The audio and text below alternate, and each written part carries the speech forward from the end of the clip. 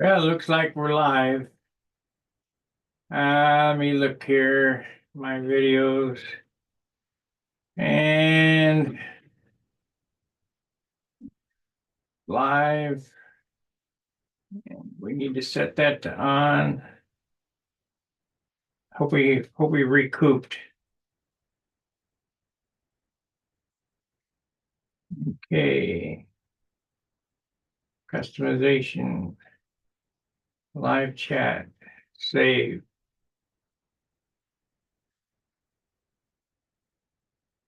Channel content. Dashboard. Yeah, we're about the same there. Hey, we're up. Okay. I have recouped. I have recouped the memberships from the Friday night meetings. So we'll bring them back until it drops. I mean, if this meeting drops numbers, I'll stop them again. But the link is at the bench. The same as a Monday.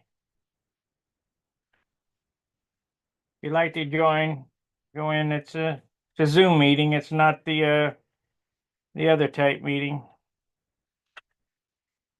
But I'm going to go ahead and work on this.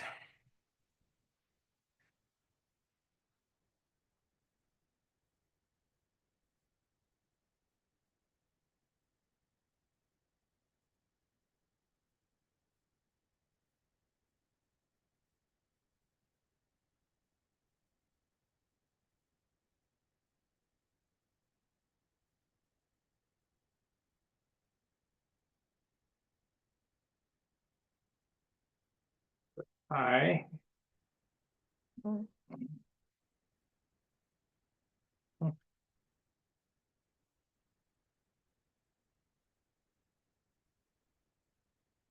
Sharp razor blade.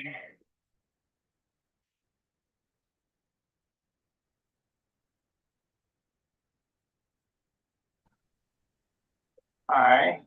Zoom meeting is back. Turn off your other window. Have another window going. Well, I heard an echo when you first came in. You don't hear anything now, do you? No. Yeah, I'm back to plus 13. Oh, wait, I did. I'm sorry. I turned it off now. I didn't realize it started that. You're back to plus 13 for your golf score? No, for my YouTube score. Okay.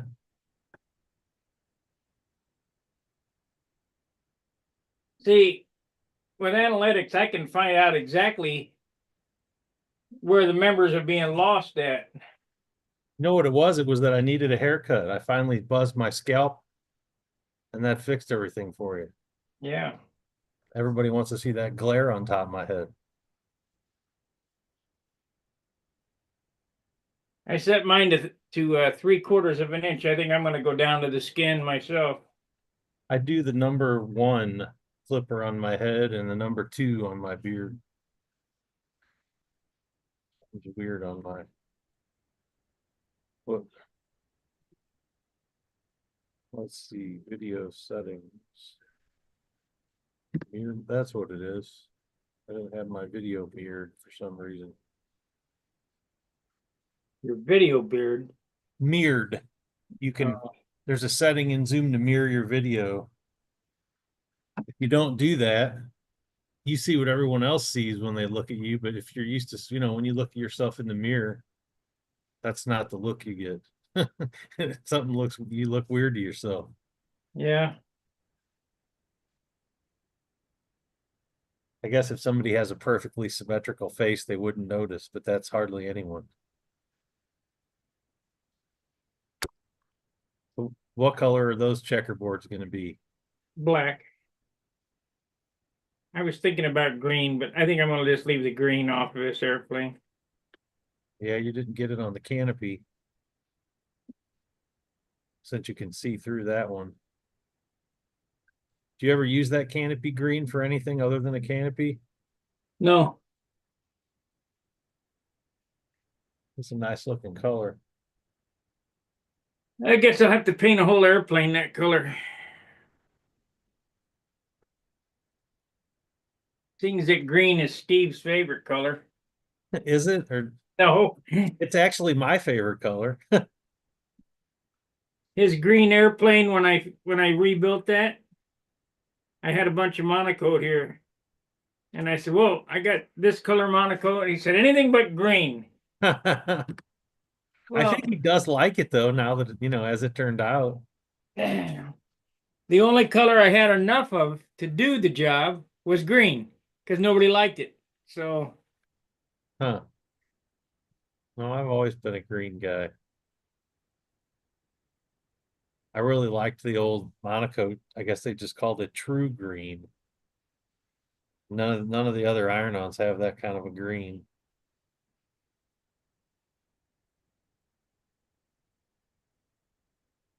Did Steve come over today? yep, Is his airplane finished?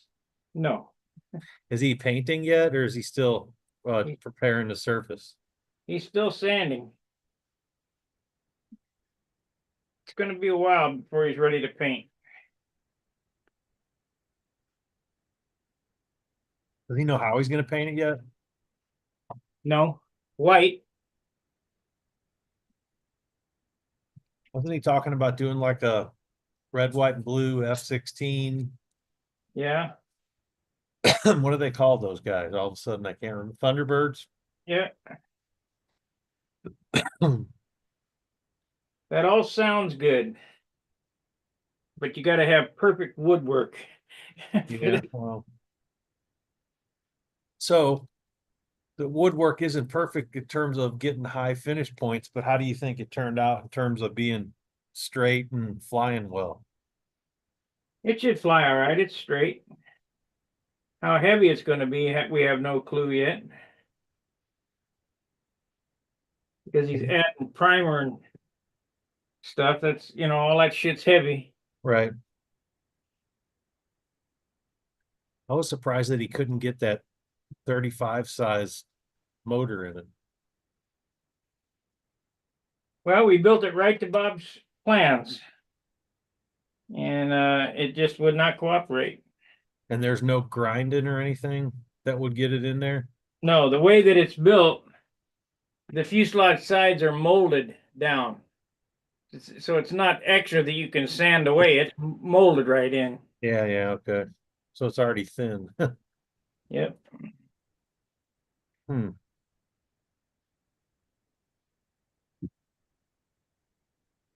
Wonder if anybody will notice the zoom thing. I don't know.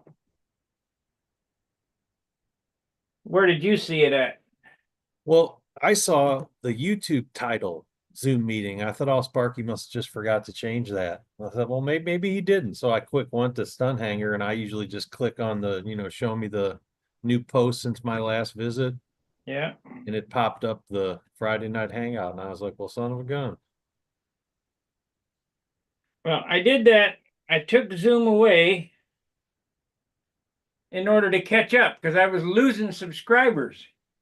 And I was losing subscribers on Friday night Zoom meeting. So now we bring it back. I'm plus 13 now instead of minus 9. So that's what is that, a 22 point swing? Right.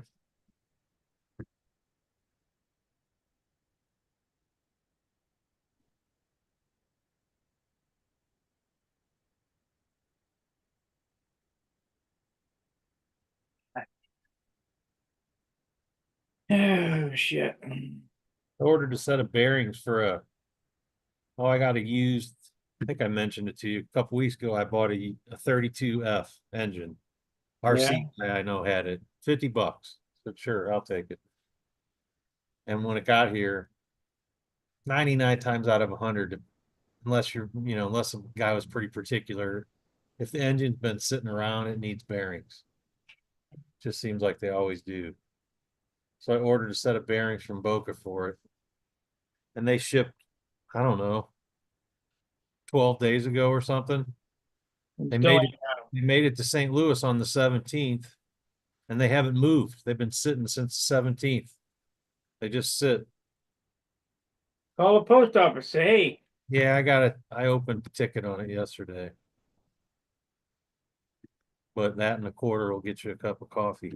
well, I had to go down and pick up my glasses because they were sitting in the city for a week. Shit, Len sent me something from Canada, he said. I still haven't got it.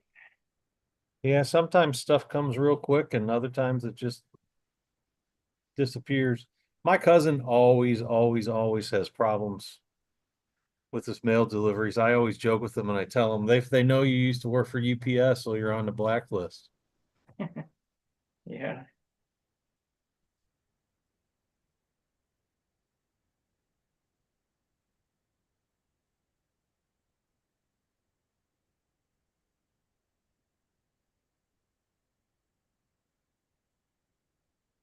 How's the Amazon affiliate thing working out? I made $28 this month. Hmm. If you need to buy something, buy it through my link. Yes, sandpaper's the only thing I got so far.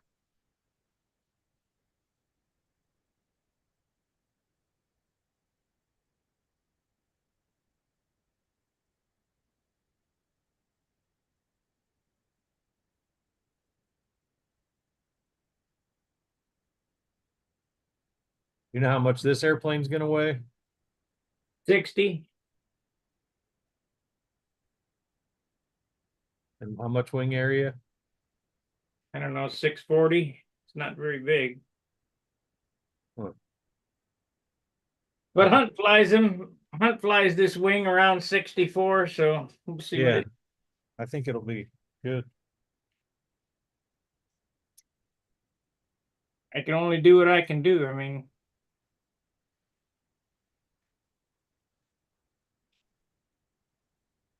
I'll leave that. Well, better paint it. Steve tell you that we might have found a alternate flying site. Who? Me and Steve Where at? out off the page extension. There's a RC club out there that has a control line circle. Really? It's grass, but you know, I was just nosing around on their website because they have pylon racing. I was trying to have a friend who's interested in that, and I saw them. You know, they have like our club offers a blah blah blah 600-foot paved runway and blah blah blah, and it said in the control line facilities, and I was like, oh, I didn't know about that. So I called and talked to the president. Sure enough, they do. He claims they got 5 or 6 guys that fly control line, but he couldn't tell me who they are. Do you know Paul Getters? No. I see him, those emails that we get from Fred kind of have all the old club members up there if he knows through the addresses that it goes out to, and he's listed in there as getting the club, the Lafayette Escadrille. But the nice thing about it is the closest trees are like 1,250 feet away from the, where the center of the circle is. I got on Google Earth and measured. Yeah, but where's the closest weather? The closest wind? Yeah, Not sure I know what you mean.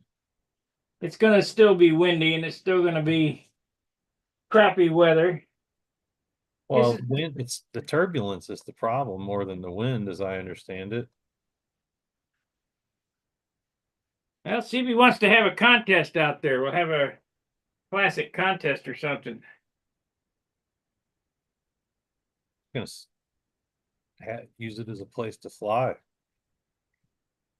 Another It's, place to fly where you don't have to worry about those trees at Booter. yeah. I mean, it's a club, so you got to join if you want to fly out there. Entertain these guys for a minute. I'll be right back. Gotta hit the water closet. Who am I entertaining? It's just me and Whoever's you here. watching. Oh, who is watching? Go over to YouTube and look. Let's see.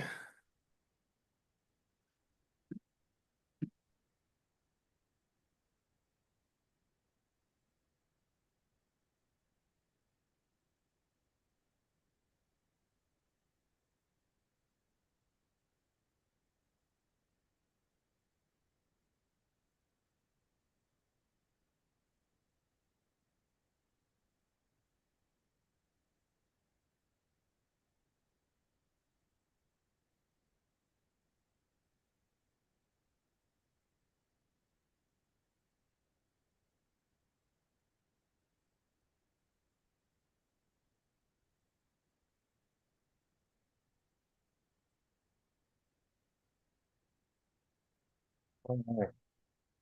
John Skukulek. I see him in the chat over here. You ought to come on, John. Get on the Zoom. The link's on Stunt Hangar.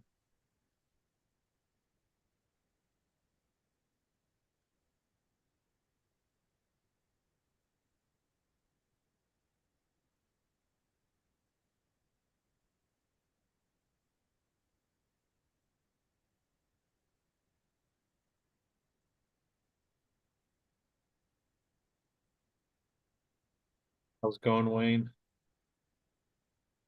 I'm not sure there's obviously some kind of lag between what we do and say on Zoom and when it makes it to YouTube.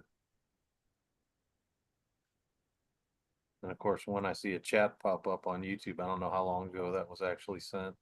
Who's on there? John? John Skukulek in the chat and Wayne Rice. Okay. Link is in on Stunt Hangar at the bench.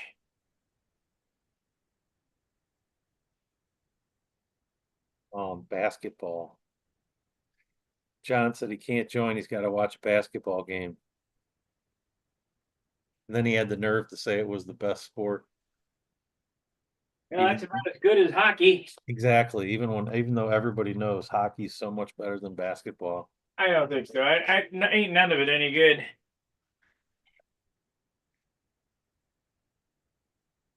Okay.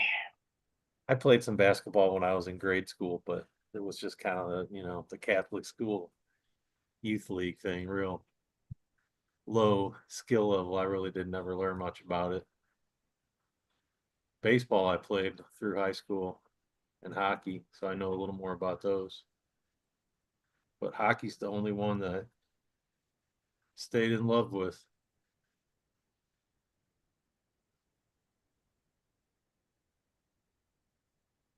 I'm fighting some kind of a knee problem now. I haven't been able to play. I took 3 months off. Thought I was healed up, went back and played for a couple weeks, and my knee said nope. So now I'm off again, going to physical therapy. My silly health insurance won't pay for an MRI until I try physical therapy first. It really doesn't make a lot of sense to me, but that's the way it works. We gotta go out in my garage. I got some hammers and saws and shit. I'll fix you right up. Yeah, It's called pain transfer. right. It's not a, the problem is it doesn't really hurt too much when I'm playing, but the few days afterwards, it keeps me up at night. Can't really even sleep.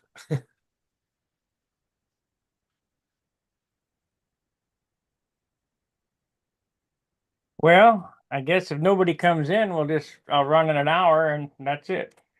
Yes. Because I'm really looking at numbers. Let me look here again. If the Zoom thing, isn't playing well with your YouTube numbers, I guess you could always let somebody Zoom and not put it on YouTube. Yeah. How would you know to I mean, you'd still put the link for the people on Stunt Hangar. yeah, but if I don't have the window open, then it won't be running. Let's see, where are we at here? Content. Let's go there and go to analytics on that. It's live. Right now we have, we never do any revenue on that. There we, John Sukalak. There's 14 viewers, 16 viewers, 7 likes, 0 revenue. That's what Charles used to do all the time. He would tell you 8 likes now. 8 and 16 is 50%. That's not good click-through rate.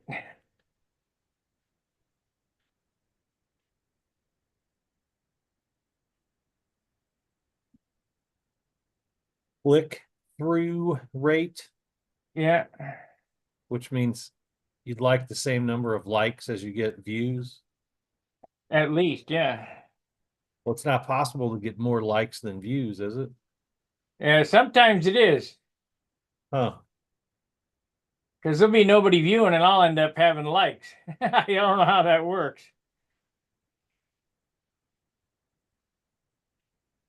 You know what does the best on my channel? What content does the best? The Twister. No, I had to say it. sanding. Yeah, I don't know if that's because you end up telling stories while you're sanding to pass the time, or I mean, obviously there's nothing to see, you know what I mean? Oh, look, we got Gary. He made it. He's home from the bar. Yeah. Urban. Woke up. Either that or he's just getting ready to go out, put some Brill cream in his hair. He's connecting to audio. Gary. Eh, ta-da! You must have got home What? early from the bar, huh? Yeah, what did you do? Did you get scalped? This is normally how I normally Oh, buzz my hair real yeah, yeah, short, number one, but I was kind of just getting lazy for the yeah. last few, maybe a I month. I need, let it go. I need a haircut too. I did something to my scalp here. I got these, I don't know if I kind of scrape it with my cutter or what. These sore spots on it. I have to. I'm Ooh, using a number 5. oh wow, that's way longer than I. That's like using a Flowbee. That's 5, Yeah. 5/8. No, I'm doing my head with a number one. Oh, yeah. It's not quite a razor and a towel, but maybe someday it'll be like that.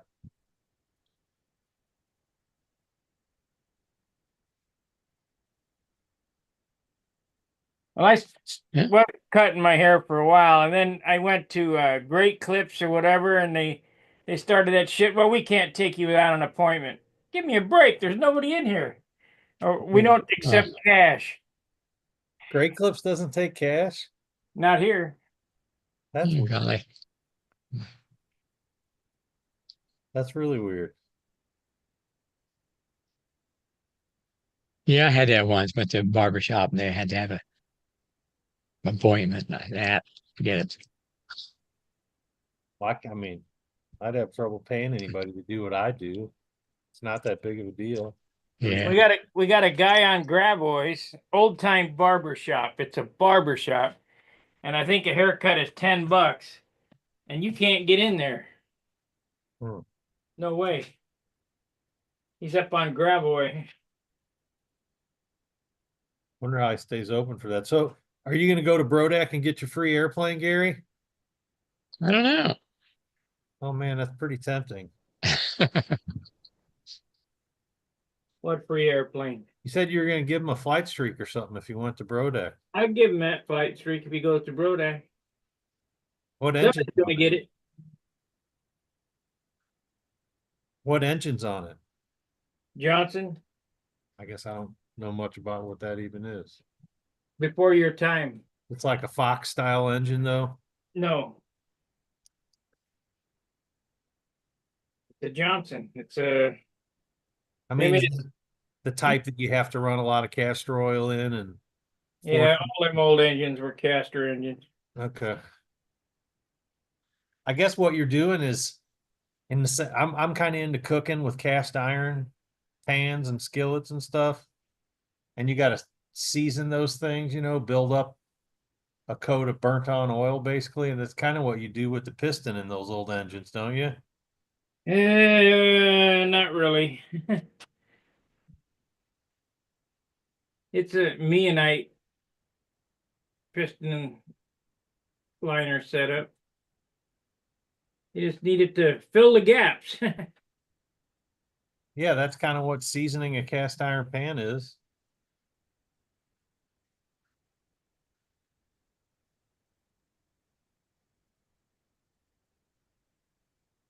If you cook one of those, if you clean one of those engines in a crock pot, they don't run worth the shit for a while, as I understand it.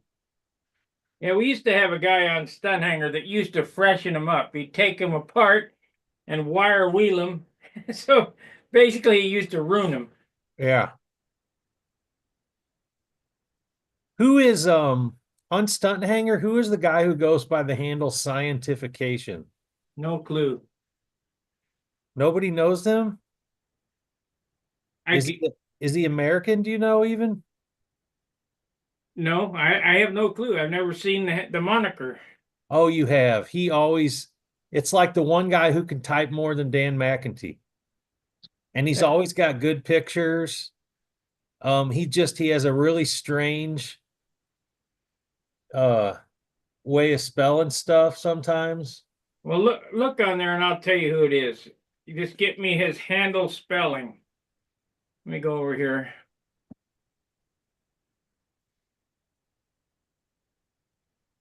Okay.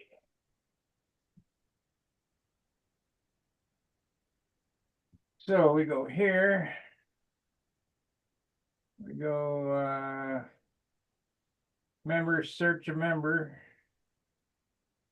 How do you spell his handle? Hang on, I'm trying to find him.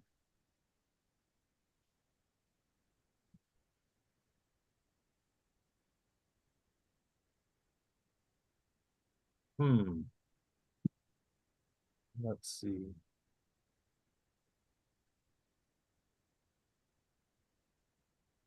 There is a guy who can type more than Dan McAtee, but he's been sick and he hasn't been on much. So here's something weird here. A guy says, as Air miniseries would have said before his reformation as Scientification. Spell scientification. Well, this guy, I don't know if he spelled it right, but SCIENTIFI. Wait a minute. SCICI. No, SCIEN Uh-huh.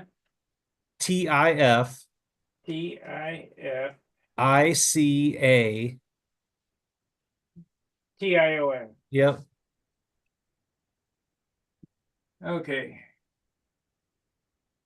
None found, so he's not a member. Well, that's not the right spelling then. Let me look him up then, because I know he is. I see him pretty frequently.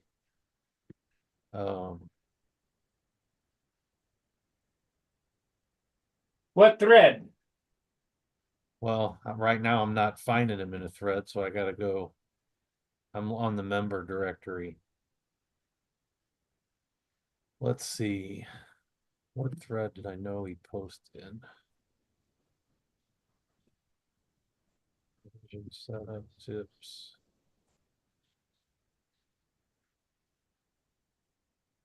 Yeah, I know he was in LA 46 balancing. All right. Oh, wait a second. Now it's going by Air Ministry. Okay. AIR Yeah. NISTRY. MINISTRY, 2 words. That's what I said. Oh, sorry. But he used to be Scientification. What the heck? Admiral, he registered in 2007. I don't know him. I don't know that I should give his name over the air or not. Yeah, no, I don't. So I'm not trying to track him down. He was kind of seemed like an interesting dude. And I wondered if anybody knew who he was. He's been on since 2007, so almost from the beginning. Huh. Wonder when can you see, when did he change his name? I can't tell that. Huh. I mean, let me track user. Track user. Show posts.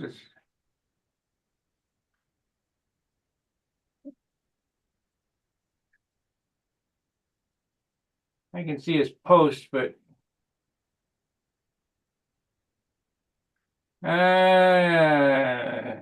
track user. Nope. I can tell you the IP addresses he's come from, but and he's got no errors, so count settings. Yeah, he used to be scientification and now he's air ministry. I see that. I wonder when he changed that.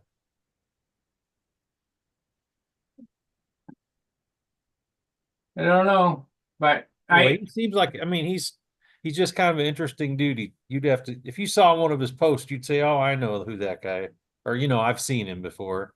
He spells shit. He spells stuff kind of phonetically, like types it like you would sound it out a lot of times. well, that don't matter. He's got. Well, I'm just trying to just describe him to you. I'm not Well, casting any kind of judgment on the fact that he does that or not. And I he don't always has I don't know him, but his name is in there. Yeah, he has pictures. He always has real interesting pictures of engines and engine parts and model engine reviews he pulls up. I don't know where he finds all the stuff, but he replies with lots of interesting stuff. I don't know that I've ever seen him start a thread, but he replies with interesting stuff. Huh. There used to be another guy that was on right when I started using Stunt Hangar. I think he used the handle of VO Jet or something like that. Oh God, yeah, Aviojet. Uh-oh. So you do know who he is? Oh yeah, everybody knew who he was. How come? The troublemaker. Oh, he was. Okay. Did people know him in real life or just on the forum? Just on the forum, I guess. I don't know. Okay.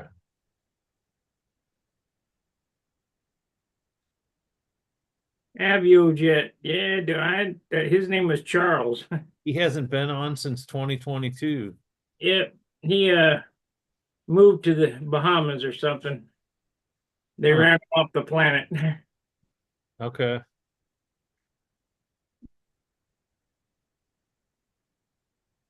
He was a big time RC forum character, raising hell and havoc and shit. And so then he found Stunt Hangar to raise hell on, and I had to put up with him for many years. And everybody tried to get me to kick him off, but he was kind of good for the forum because he stirred up shit. Oh.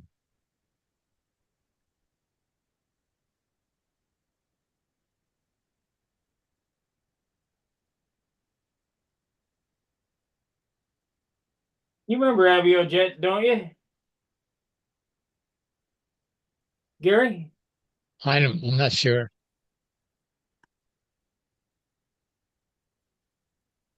Yeah, I think I see he was on RC Universe here. I never really used that much. Yep, he was on RC Yeah. Universe. Yeah. I use RC groups a little bit, but not RC Universe.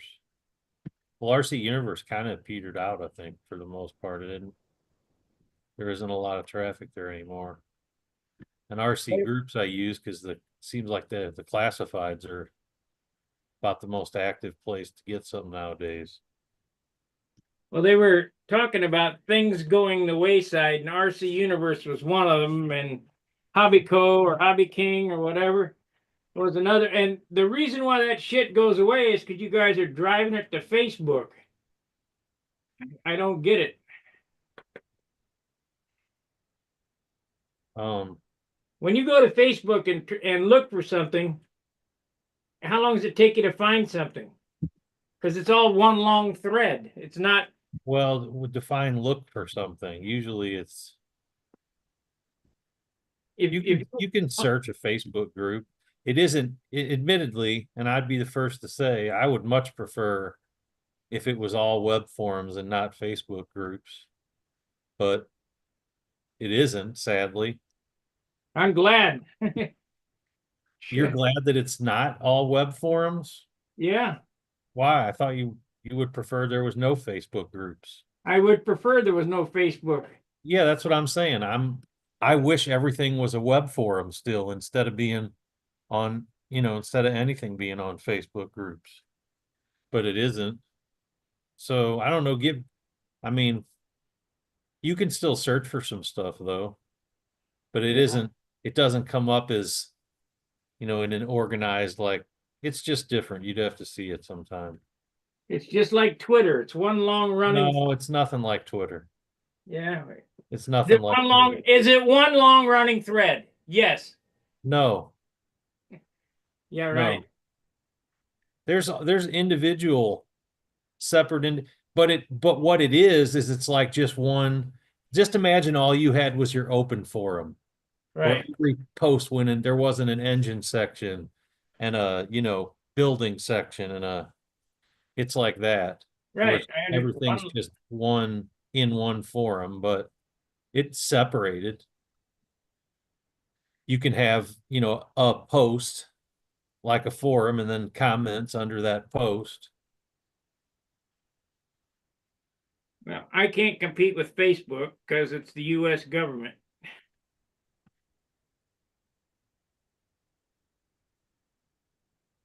I think they've taken it down, but there was a video on YouTube of him getting a award for CIA Agent of the Year.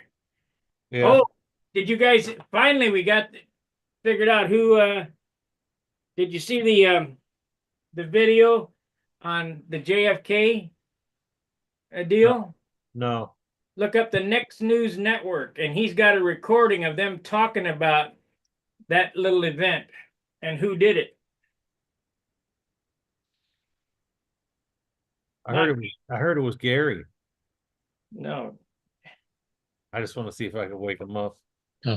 unless his initials are LBJ. Didn't we kind of always knew that. Okay. But you could, there's ways that you could be using Facebook to boost up your YouTube numbers. No, thank you.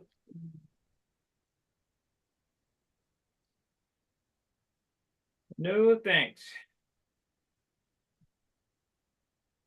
Somebody already grabbed my email address and scammed Frank Williams out of $75. So I don't want to be easily found through a Facebook group. Well, don't use your real name. My email address. You got to have your email address. Open up a new email account. Those are easy and free. I could Yeah, start one up right now and send you an email from it. and you're not thinking, yeah, I can start one, but they still can track it back to you.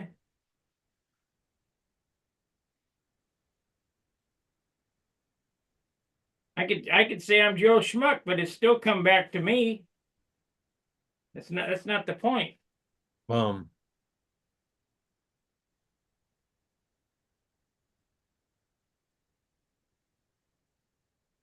So let's see what happens with that shit. how did they scam him out of money? Somehow they used my email address, pretending to be me, and sold him a reverse pitch Fox 30 or Fox 35 crankshaft for $50. But he should have the Spidey senses should have went off when they wanted a gift card. Yeah. Yeah, you can't. It's tough to know about all the tricks, but most of the time.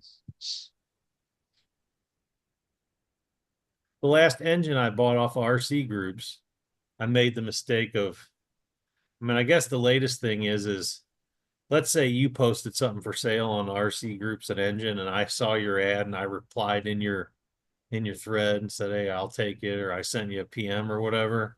Well, they just presume that whatever user ID I'm using on RC groups is also most people now use Gmail, Google, Gmail. Yeah. Uh, and so they just presume you have that same user ID, so they blindly send an email off to, let's just say Stunt Hangar at Gmail, and reply to you as if they're the person that's selling the engine, even though they're not really that person. And Well, I've trying to since get you to changed pay my them. email password, but I think they even hacked my email. I don't think they even need to actually have access to your email account. They can spoof it, make it look like it came from your email account without being in your email. I mean, it's not like you had it in your sent folder or anything. No, well, They didn't really send from you. They just made it look like they sent from you. right. I mean, He emailed me. Why did you do that? I didn't have nothing to do with it. Shit. yeah, Called him up and had a conversation. I said, Frank, I don't even do foxes. right. Everybody knows that. How did he pay the guy? Did he send him a gift card? I don't know. I forgot to ask. But he got suspicious when the guy wanted, he said it was 50, then he asked for 75, and after he sent him the money, they said, well, it costs more to ship, so I need another 25. Huh. And he wanted in a gift card. Yeah, I try and use PayPal whenever I can. Yep. If it's somebody that I know for sure, then I don't mind. I buy stuff from Pat Johnston and I just send him a check or whatever, but I know I'm sending it to his address. I call him on the phone, tell him what I want. Well, I get a lot of these, my charter email is expired, no, the account, the reoccurring payment wouldn't go through. Click here, Don't ever No, click here. no, never. Yeah. Yep.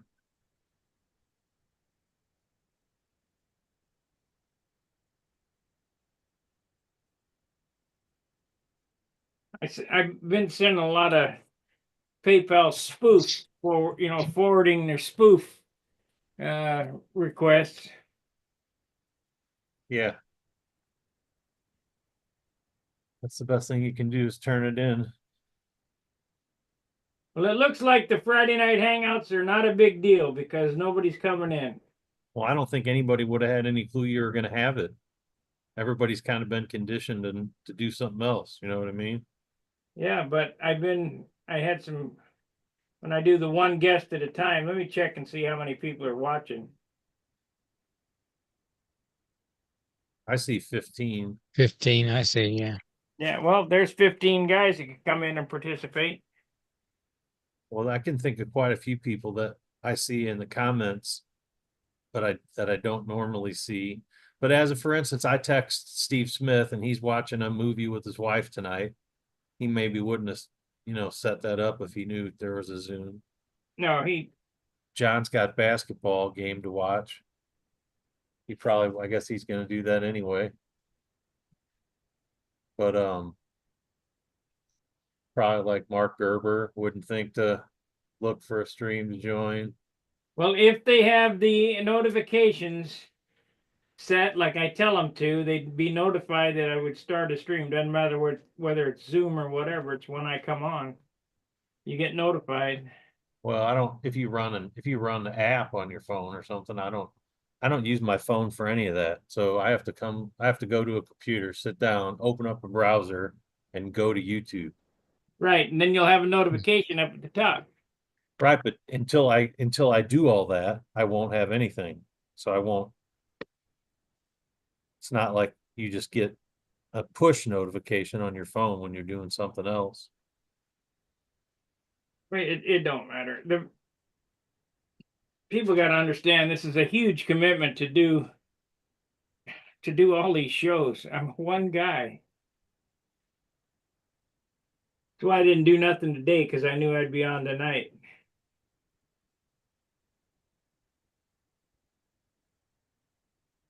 I'll guarantee if I was sanding, I'd have views. Start saying it. Yeah.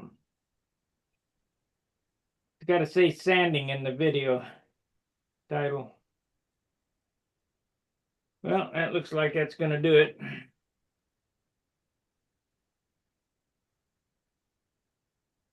Are you awake, Gary? Mm-hmm. Just listen. Like you were checking your eyelids for holes. Yeah.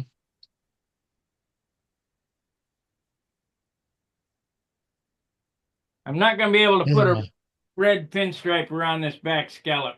No way. Can't do it. Too small, too tight. So I'm going to add some red scallops back here.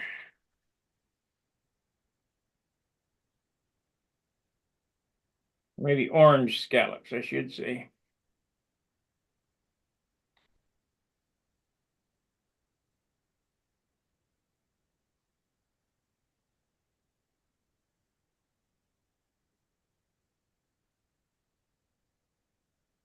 Need to get a trucker girl on here. Rucker girl? Yeah, don't you remember my Junar? Uh-uh. The orange Junar had the trucker girl, the mud flap girl on the wing. No, that was before me, I think. Let's see, that was 2017. Yeah. Were you around? No, 2023 is when I started. This is I was just looking through my Pampa stunt news. I guess we haven't got the fourth one of the year yet, huh? I don't know. I hardly ever get them, so I get them, but I think I joined Pampa. I missed the first one of last year, so I only got three last year. I've got three so far this year, but I haven't gotten the fourth one yet. this is a brand new year. Well, I didn't get the fourth one of 2024. How's that? Well, call and complain. I don't know that it would have come out yet. I think it did. I think it was the Nats one. Was the last one of the year. I thought that was the third one. Well, I did get that one. They had the Nats and the world champs in it. Yeah, I think that was the last one of the year. I think. I don't know. Could be wrong. Hey, they're looking for bids for the team trials for next year. Maybe Fred Steve ought to bid on having the team trials at Booter Park. I think it's going to be in Dallas.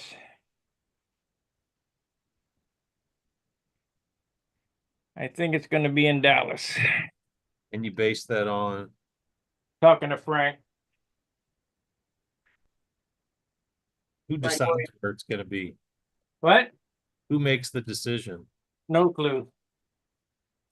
Somebody other than me. They ever ask you about it, Gary? No. Hmm.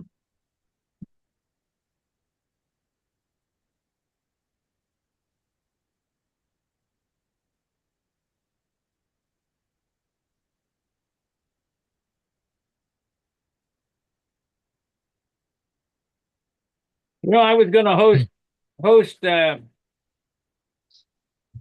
Pampa site on Stunt Hangar, and I offered 10 hours a week. I bet them guys don't do 10 hours a month over on their website, because their website never changes. They But got they just started. I guess they got a guy just for that now. They're starting to work on the site again, I'm told. yeah, they've had a guy just for that for forever. I'll see. It hasn't changed in months, but Longer than that, probably. But somebody suggested that I don't do it because I like Trump. So you guys bit their nose off to spite their face, because I will never do shit for them.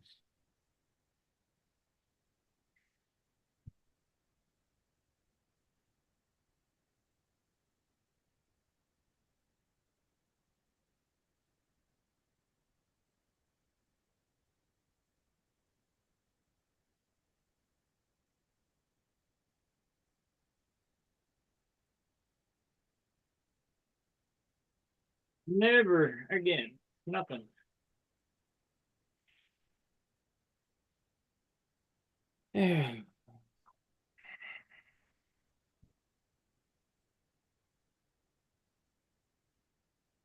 I know who killed it.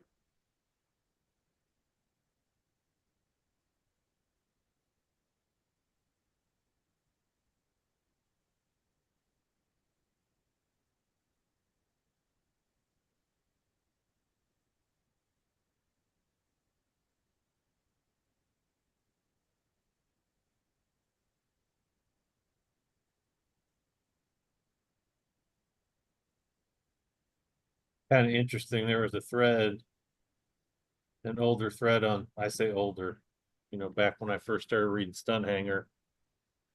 And it was a guy talking about how to slow his Skyray down. It was one of the things I read when I was researching about building mine. And at the time, not putting a name to a face, I didn't realize, but it's John Skukula talking about it. So the next time I get to have a conversation with him, I need to ask him if he ever got his Skyray slowed down. All you gotta do is drop pitch. Um, Want to go slower than that? Put the prop on backwards. the Hmm. I guess purely slowing it down isn't the challenge. The challenge, I guess, was how slow will it go and still stay out on the lines. Put a 4-pitch prop on backwards and find out. We put a 3-pitch prop on. Yeah, if you could find one, you wouldn't be able to find one. I got a few of them here. Yeah, 049 prop. No, Master or APC makes them. Yeah, what diameter?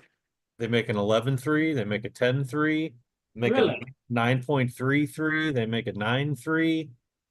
Yeah, there you go. Yeah.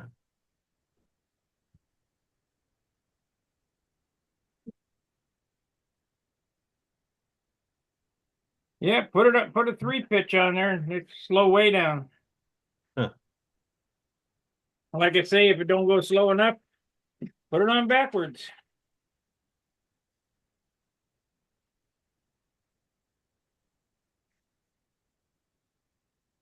That even do? Oh wow. So then you gotta, that's a pretty inefficient airfoil, I guess, when you do that. Yeah, it's flat like a piece of wood. Yeah. Yeah, this one here is a 9.625 by 3.75. What would you use that on? This is one of the LA-25.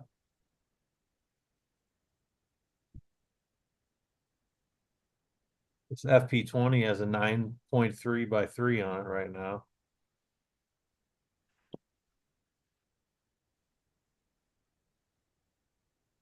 This is regular. This is just a 9 by 3.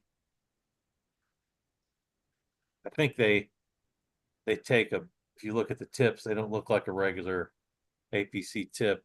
They cut diameter off of a, probably was the 10.3.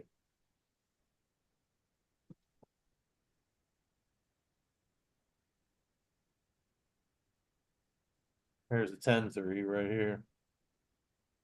Huh. I've never seen a 3-pitch prop in 10-inch. I've only seen 1/2 props in 3-pitch. Here's a 11.3.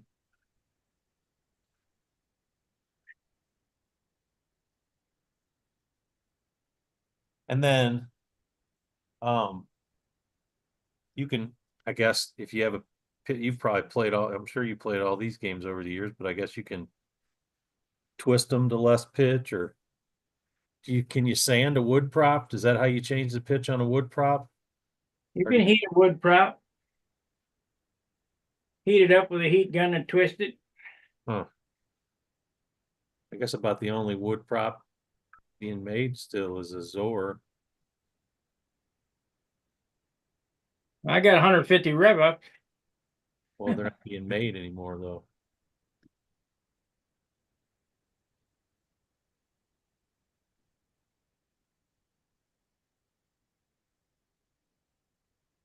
I like the craftsmanship on the Zor.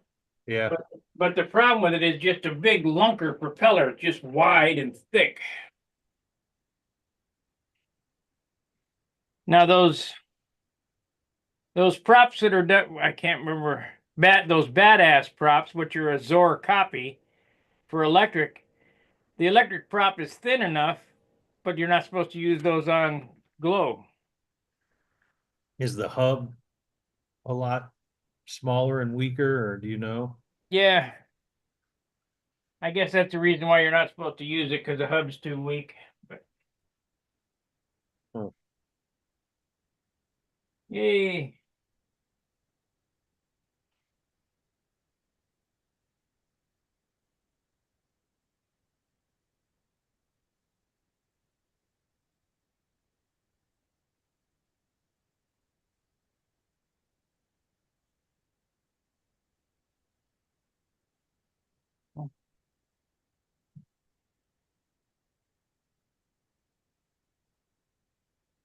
Badass wood props. Yeah, can't hear nothing.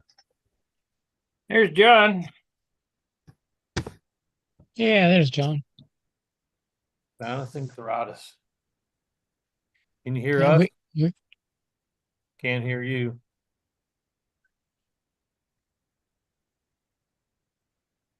Turn on your microphone.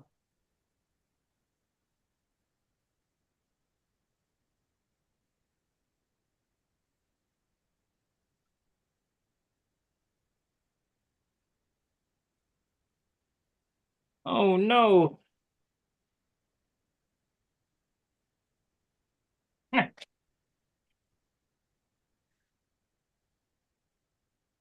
First time I had that happen.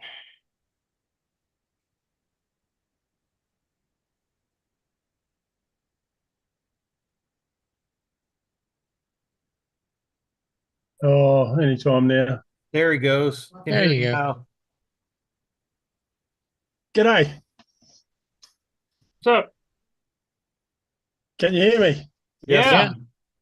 Yeah, I don't know what the hell happened here. I think it's about time I trashed this laptop. Uh-oh. Every time I turn it on, it thinks I'm somebody different. It's probably time to get rid of it. How are you guys? It thinks you're someone different. I don't know what it is.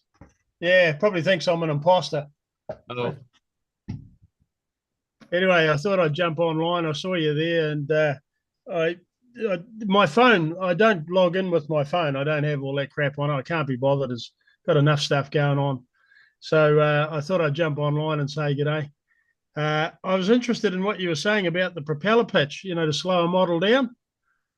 Yeah. Sparky. Yeah. Yeah. I thought that was pretty simple, straightforward answer, which is always good.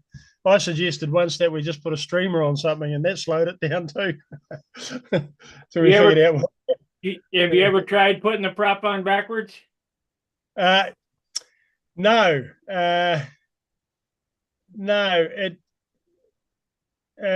What would happen if you do that? It's not very efficient, but it will pull it around. It slows it Okay. way down. We have slow races out at Booter, and Yeah. you try to do everything you can to get your model to go slow. So they deep pitch them and put the prop on backwards. Oh, for goodness sake. Oh, God. I suppose you could always drill a hole in a stick. Put carve a bit of a slope on a stick and just put it on, couldn't you? Yeah. Well, just for fun sometime, if you want to see something that's really cool, you take a piece of 1/4 inch balsa wood like this, just a stick, 36 inches long. Yeah. You measure over 18 inches and you build a motor mount for an 049 right in the center. Right in Yeah. the, then you take a 10-6 propeller and you drill a hole, the 1/4 inch hole, you put a dowel in it and then re-drill it for a small, like a 16th inch screw that goes in a 049. So you got Yep. an 049 mounted on this board like this with a 10-6 propeller. You're going to have to monkey with the needle valve, but you start the engine, it'll go pop, pop, pop, pop, pop, and you get it going as fast as it'll go, which is about, I don't know, sounds like about 150, 200 RPM. And then you hold the stick like this and you just let it go and it goes up just like that out of sight. Like a helicopter. Yeah. That reminds me of forget the name of it, but there's somebody recently had a video of it online. It's Cox gyroscope. um it's got a funky name like a Chiridus or something like that, but it's like one helicopter blade, and then instead of the second helicopter blade is an 049 that's basically going to pull itself forward. Meanwhile, the main blade is Oh, spinning, yes. and they like Yeah, put it on a I've seen something like stick to get it started and let. I forget the name of it now, but I saw the video and thought, man, I want to make one of those. Yeah, I think I'd be starting something like that, running like hell the other way. Yeah, I know we used to tie a rag onto, I know, a baby bee, Yeah, and yeah. have a couple of seconds of fuel and let them go. The neighbours weren't too impressed when they came down in their tomato patch and things like that, though. I guess the rag is just enough resistance for the motor to torque against. Yeah, yeah. Yeah. So where is everyone, Sparky? What, are they all snowed in or something, or suffering Trump shock syndrome Nobody, or something? I don't think anybody knew this was happening tonight. I didn't know. I just No, happened to. I thought you were doing it on it's our Tuesday, on a Monday. It's a Monday night thing. See, what happened was, and I hate having to explain myself over and over again, the Oh, Friday sorry. the Friday night hangouts made the numbers go in the shitter, so I just knocked them off and I just ran a stream, one-on-one guest thing, and it did all right. So Yep. now my numbers came back. I had a 21-point swing, and I said, well, we'll bring back the hangout again. Well. There's no figuring out some people, is there? Oh. Mind you, if they've got commitments, I guess they kind of figure. That's the thing, Sparky. They're all taking you for granted. You see, they all think you're going to be here forever, but little do they realise none of us will be. So you got to grab it like hell and run like mad when you can get it. Until they piss Anyway, me I off. always get something out of the show. I always enjoy it. Sparky, do you ever get guys signing in from France? You know, we've got a New Zealand control line website down here, and the French come in on it quite a lot. And I'll tell you what, they're good with their kids over there. They do a lot of social stuff too. They, being French, they get the old wine and garlic out and they get together and do a bit of cooking and flying and drinking and flying and get the kids involved. But you never see any of those guys on, or any Poms, or English, I should say. Well, I don't speak French, so No, but a lot of them speak English. I mean, they do leave me comments. Yeah. And Brazil down there that way, they're very strong too in modeling, the control line. I get a lot So of where the comments. hell are they? Where are they all? I don't know. Yeah, shame. Yeah. There's a couple of. Isn't that airplane that Dan Winship is building? That was designed by a guy from Brazil, wasn't it? That Fred Sesquim or something like that. He's on Stunt Hangar. I see him post. I don't know about coming on. I mean, a lot of people don't want to be. They don't want to be on camera. Oh, they could. Yeah. Hang on a sec. I'll just mute this for a minute. Somebody just come in. Hang on a minute. I'll be back.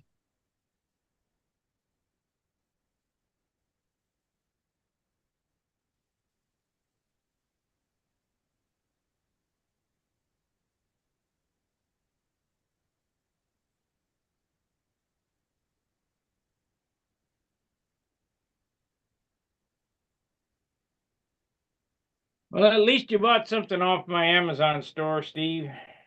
Yeah, Yeah, I'm back. sandpaper. I've been asking you about that for a while. So when you put it up there, I should have had that up for forever, but didn't think about it. What are you doing to the tail, Sparky? Oh, that's I see you're doing black. Oh, that's right. Yeah.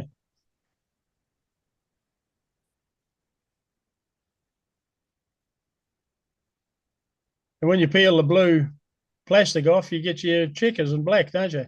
No. When you peel your blue masking off, you get your black and white checkers. Right. Yeah.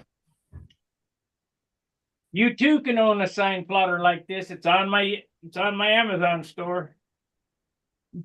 Is it because you use dope that you don't have to paint, you don't have to religiously mask off that whole airplane? You can just locally protect it and you don't have to worry about overspray elsewhere, or Exactly. It dries as the dust. It'll just yeah. So if it gets on anything, it's dry. Won't stick. It'll just dust off. if it was urethane shit, there'd be that shit everywhere in the house. Yeah.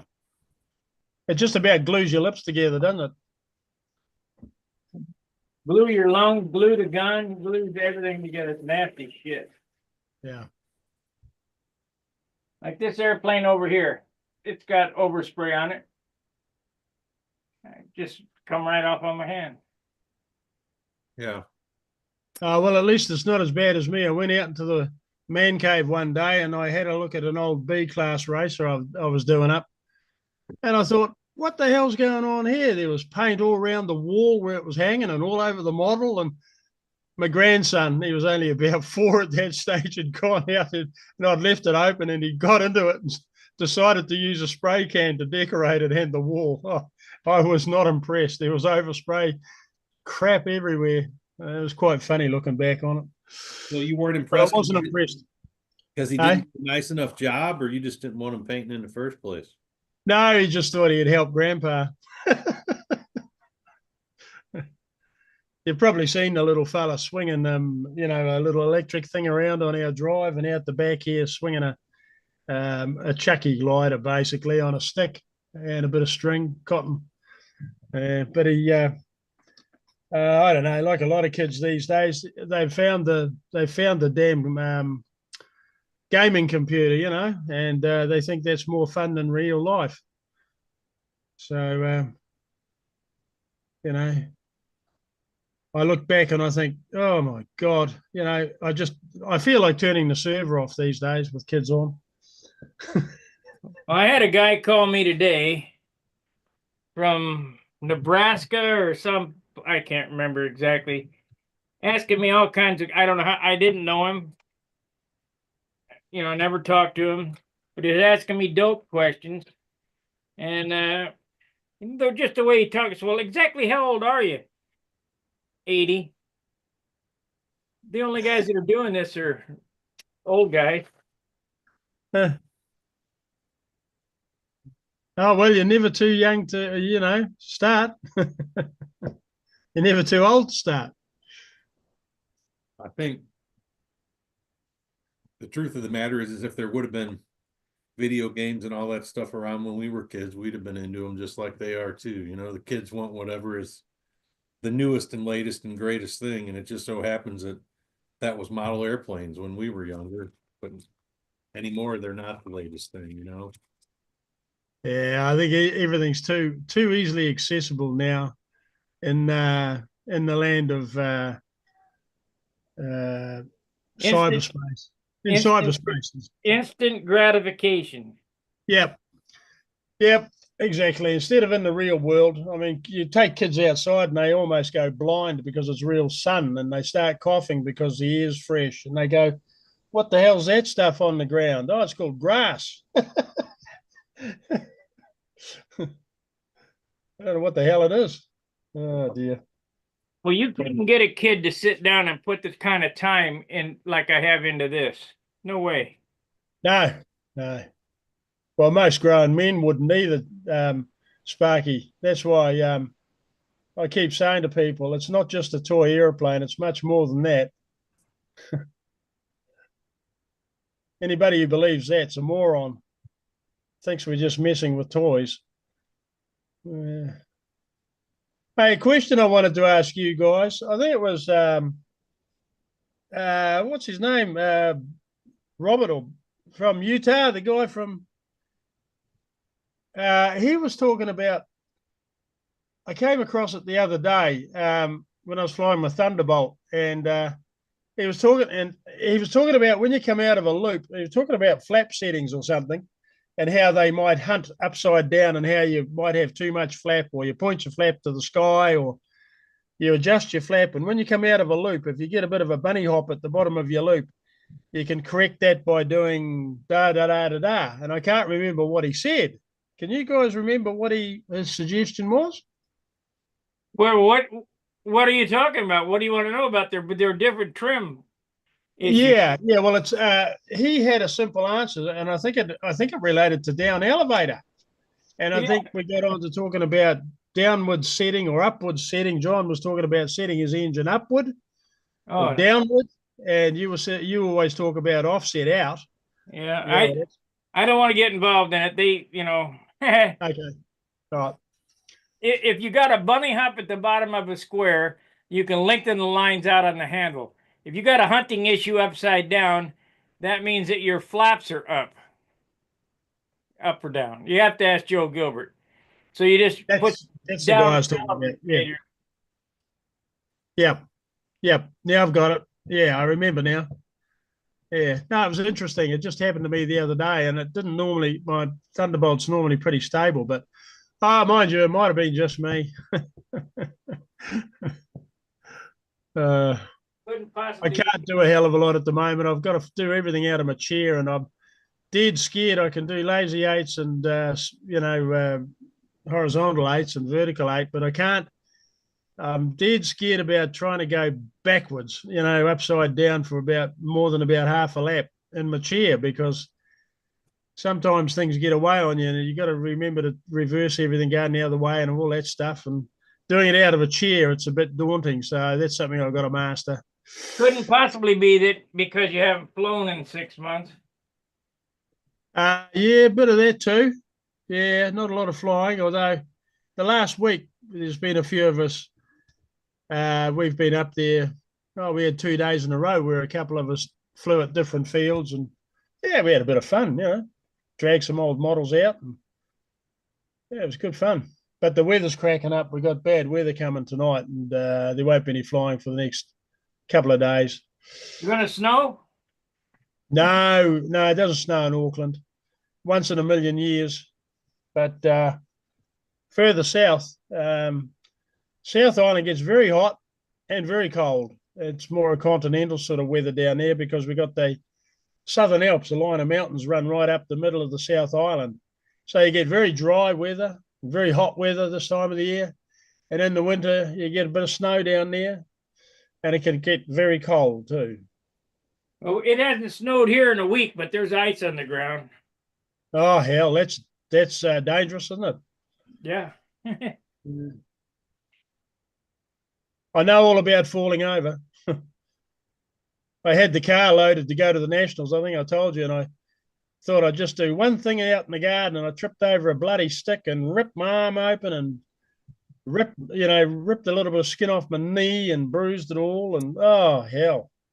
Anyway, I've just got over taking about 1,600 milligrams of antibiotic a day, and that was knocking the hell out of me. I couldn't even stand up straight. But I'm over that now. So I'm looking forward to some more flying and some better weather and some more fishing and a bit of swimming. God willing.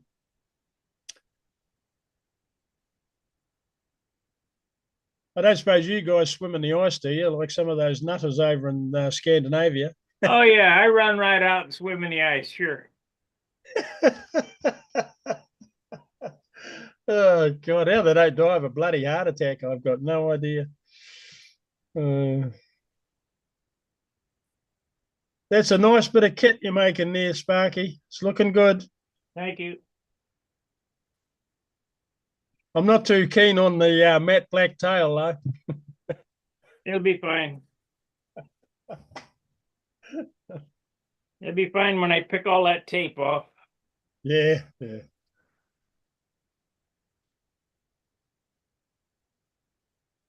And what sort of a spinner are you putting on it? Is it a pointy, witchy, titty type one, or is it rounded? I'm gonna do a classic rounded spinner, Witchy Oh, that'll look kitty. nice. carbon. Carbon. Oh, yeah. Flash. No weight, I suppose. Right, 7 grams. Now, where do you guys get those carbon ones? Do you get them through Brodak or stuff like that, or are they kind of like a $1 million specialty one off? They cost $7 from Hobby King or one of them Oh, okay. Chinese places. Oh, okay. You got to modify them to make them work, but What do you have to do to them? Are they for electric or something? Are they? And you modify them for IC, or yeah, they look like this. because you paint yours too, don't you? From memory, Yeah, because you don't put a starter on them, eh? You flick them with a chicken stick, or do you just do it by hand? piece of rubber hose. Yeah. Okay, they look like this, kind of. Oh yeah. Nice. $7 spinner. However, you have Nice. to you have to flatten out the nose, so you cut that off and Yep. make this part right here Oh, okay. to bolt it on. Now, when you say make that part, you've actually got to get somebody to turn that out on a lathe for you, or do you just modify the one that came? No, the one you have to make it. You have to turn it on a lathe. Oh, righto. Yeah, I got a mate who can bugger eyes around with stuff like that, but I can't do it here. But it looks nice with a spinner like that on. Makes the nose look a lot longer. They look elegant. Well, I got a needle nose spinner too, like that, but they're kind of pointy for this classic style stuff. Well, as long as you don't do what Trump wants you to do with it, drill, baby, drill. Just keep it above the brown stuff. Keep it in the blue. Well, I hope we drill the hell out of oil. They're starting to talk about it down here again too. Thank God. Aussies in crap. They haven't been. They've been hog-tied by. They've got tons of coal over there and stuff. But everybody wants it. China and India are buying it off them faster than they can dig it out of the ground. But they're not allowed to burn it themselves to make electricity. Have you ever heard of anything so bloody stupid? Anyway, that's going to change too. Well, he told Davos what he thinks. Yeah. Good job. Oh, the big reveal now, Sparky, for the tail. Yeah.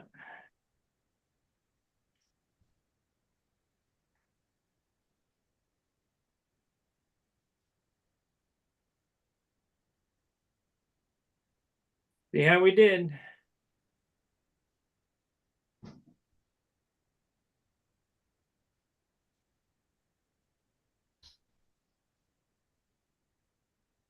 This is always nerve-wracking. Is it gonna screw up?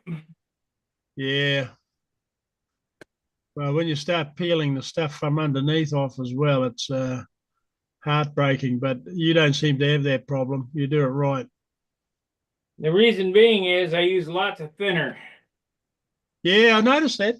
Yeah, but it all melts in together, doesn't it? The more you're putting on, the more it's sort of building up the same layer because it's all sort of congealing into itself, isn't it? Right, let me show you. I'll give you an idea how much thinner I actually use when I paint. Because I have this thing here, and it's become a good science project.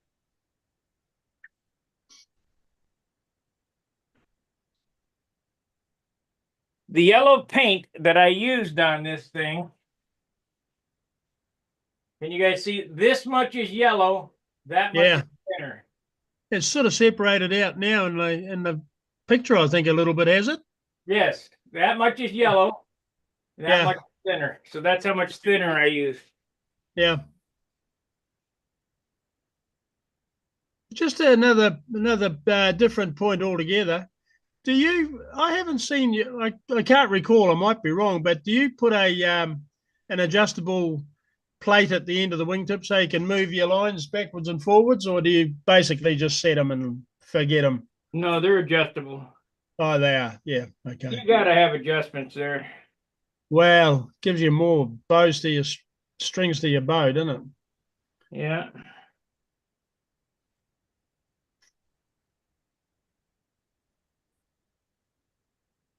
How much flap are you getting and elevator, flap to elevator? Like, you're getting 25 degrees on your flap. What are you getting on your elevator sort of thing, Probably 40, 25 and 40. Yeah. Get much more elevator than, you Yes. you try to get the elevators move faster than the, Yes. Yeah. I really don't have a percentage. I don't know. Hmm.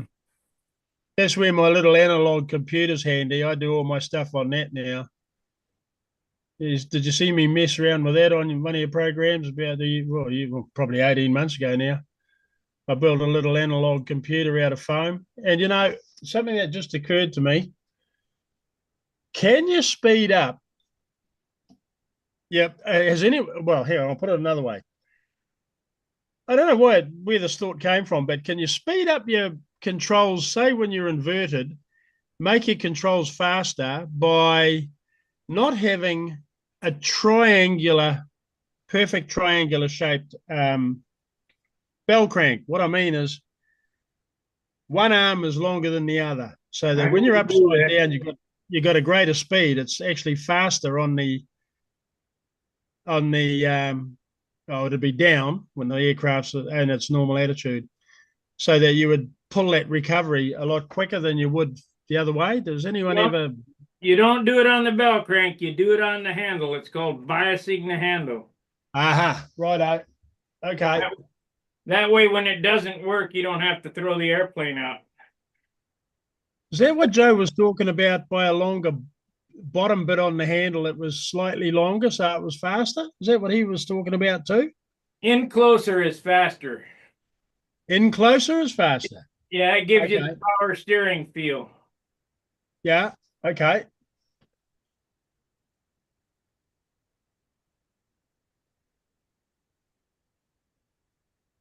But a I cast handle comes with all those adjustments, so you can bias the handle. Okay. So instead of messing with the mechanics, do it outside. Yep. I flew with another guy's handle the other day, and the lines were very close together. They were only about 3 inches apart. And I said to him, "How the hell do you do stunt with this?" And he said, "Well, I do." And boy, does he what? He throws the thing around. He's a good pilot from way back. And I just borrowed his lines and handle, and I flew with that. But I don't think I could do aerobatics with it. It was too small for me. But I'll tell you what I did notice is I got a beautiful ground run and really nice, slow controlled ascent, after on my first lap, because the handle was so small. I wasn't sort of overreacting with input. And the plane kind of flew itself off the deck like a real one. It was quite good, actually. So it's a pity you can't vary the handle so that the handle starts off close together and then the lines spread out as you go into your stunt routine. Well, if you got a 4-inch bell crank, you want a 4-inch line spacing. That's 1-to-1 with a 1-inch, inch and a quarter horn and a 1 7/8 or 15/16 pivot and a 3/4. That's 1-to-1. So you move it this much, and the elevators move that much, and you just kind of learn, where you're at. Yes. Yeah. I think sometimes you can overthink things and mess too much with them, eh?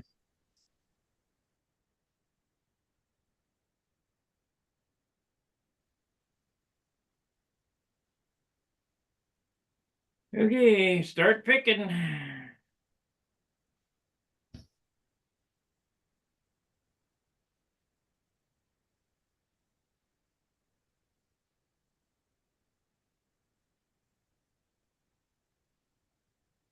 I hate this part.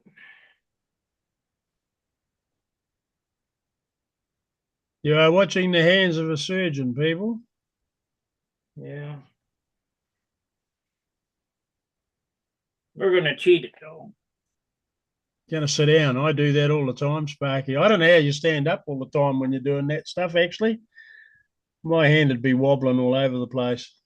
Well, as a motorcycle mechanic, I worked on my feet for over 40 years.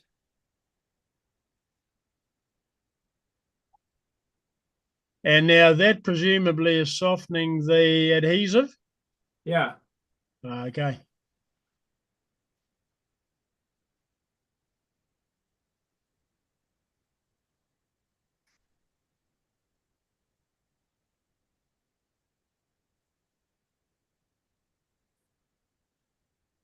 I noticed there was some guy on Stunt Hangar. You other guys might have an answer to this while Sparky's concentrating. He called him something, called himself Moon or Noon or something, Jake Moon or something. Yeah. From Doug Moon's son. I thought it was what's his name? The other guy that keeps coming in all the time. Steve Moon.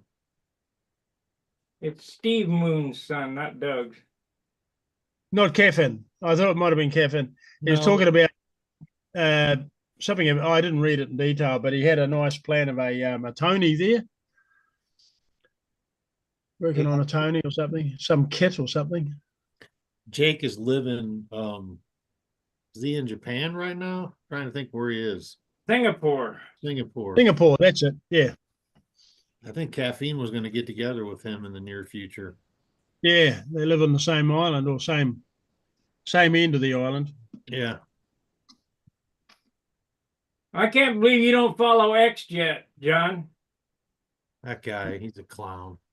XJet. He's a clown. Who's that? XJet. I don't know. He's from New Zealand. He's a professional crybaby. No, he's got a legitimate gripe. They won't let him fly his drone. Most of the Okay. griping he does is about the FAA and the AMA. Well, those are legitimate gripes. He's not in New Zealand. They're not. No. Everything he says for clicks. Yeah. Well, I don't know. I was just saying to somebody the other day, some of these jets that are about, you could put a small 7-year-old child in the damn thing, strap him in to get, teach him how to fly it. And they're about 14-foot wingspan or about 14 feet long, and the fuselage is about a 12-foot wingspan.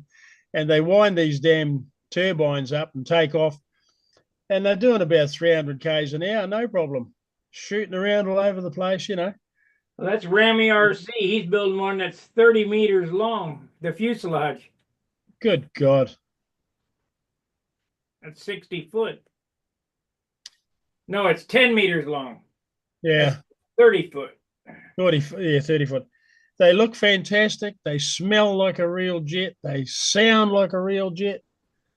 They perform better than a real jet because they're so light, of course. They almost cost like a real jet too. Yeah. Yeah. I had a thing going in the comment section with Bruce. That's XJet's first name, Bruce. I forget his last name.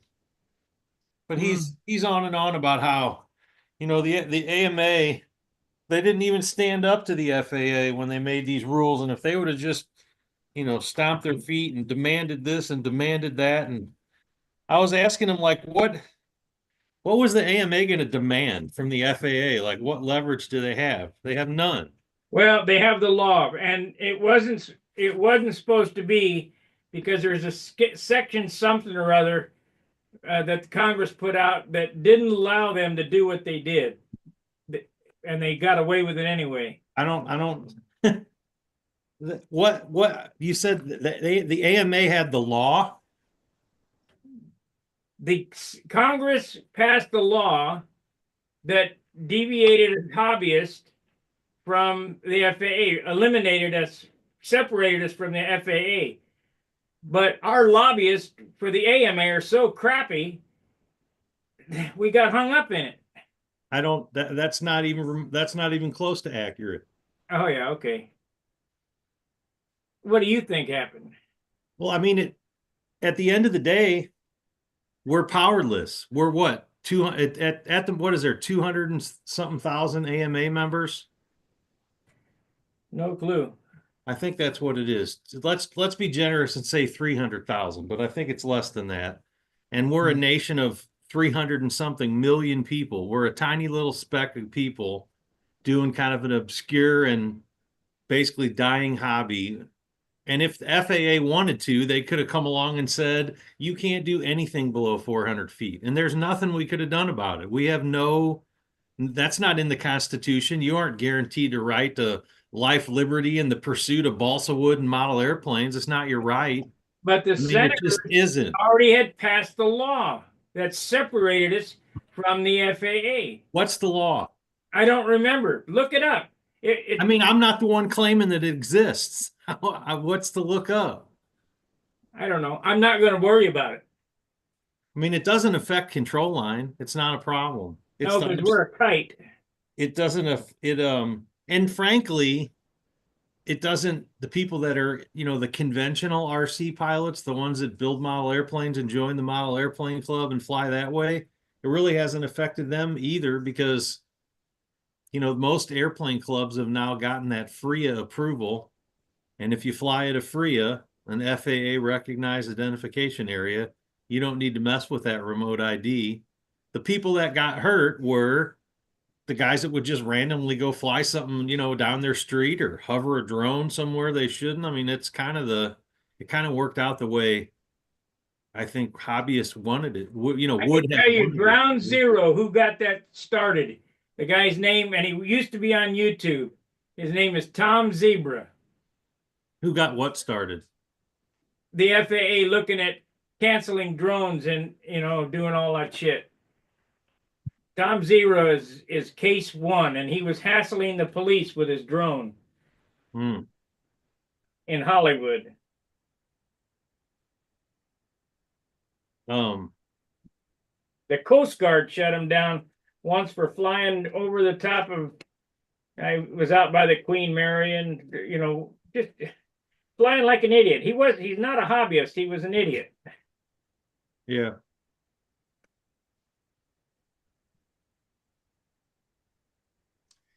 And they have those drones that were flying and harassing different cities in the United States with lights on. Well, that just kind of went away all of a sudden. Yeah, that's Have the they stopped? military. Have they gone away? Gone away all of a sudden? Yeah, funny that, eh? That was So- the military. The guy we're talking about, X-Jet, Jonathan, his name is Bruce Simpson. You can look him up. Okay. He's got a YouTube channel.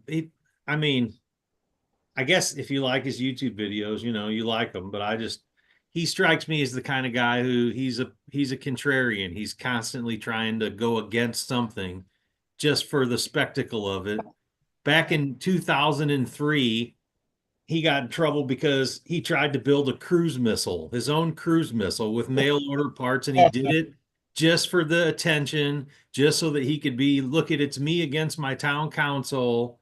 And he's got an army of fans on YouTube that think everything he says is the truth, but he's all noise. He's all noise. Well, explain to me what you think the AMA has done for us.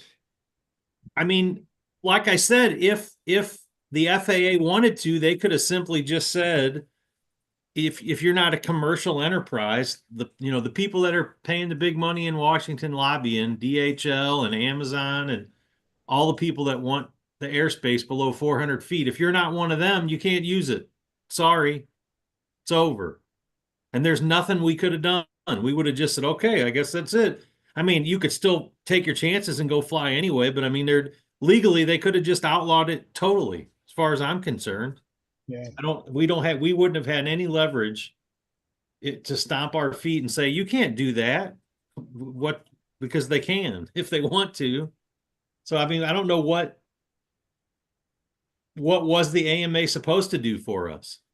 They send me a magazine. That's what they do for me. That's the only thing that they offer, and that's an epoxy mixing tool. Well, I Because mean, the insurance is no good.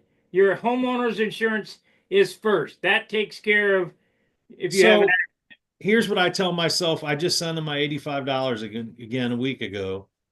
And the one thing that they do that I appreciate is they do have scholarship opportunities to try and encourage young people into aviation related careers. So I figure I'm going to donate my $85 to them every year for a magazine subscription and to put some kid through college to be an aerospace engineer or a That's a pilot or scam too, something. because they could join the Air Force or the Navy and to get the same college and scholarship. What if they don't want to be in the military? Well, then you're out of luck. Just like you say, you're shit out of luck. I mean, that's all I'm just telling you is that's why I give my $85. I And was going to ask you guys about insurance. We have it here, built into our subs, and it's about $100 here or 95. And I don't know what's the story also over there with the local authorities, like our local territorial authorities around here. They just say, "Oh, you're not allowed to fly anything in a park that weighs more than about a feather." And if it's got an IC engine on it, whoa, you can do anything in a park as long as it's got a round shape and it bounces when you kick it. You can do what you like. Mhm. But if you want to fly a model airplane in a park, and half the parks around here are never used, they're only used about once a week. But the local authorities threaten to, say, well, it's against the bylaw and so on. Are you guys up against the same sort of crap? Oh yeah. Well, I haven't. I mean, when's the last time you tried to fly at a park, Sparky? 20 years ago. So, I mean, I have no problem. There's a couple schools by me that I've Yeah. been able to fly. I don't fly IC powered anything, but I've got a couple of foamy electric RC planes that I drag up there and fly. I haven't You done it. haven't been caught yet. That's the only thing that's happened. I mean, the school administrators have talked to me. Huh. Well, Karen hasn't complained that lives next to the school. Yeah, maybe.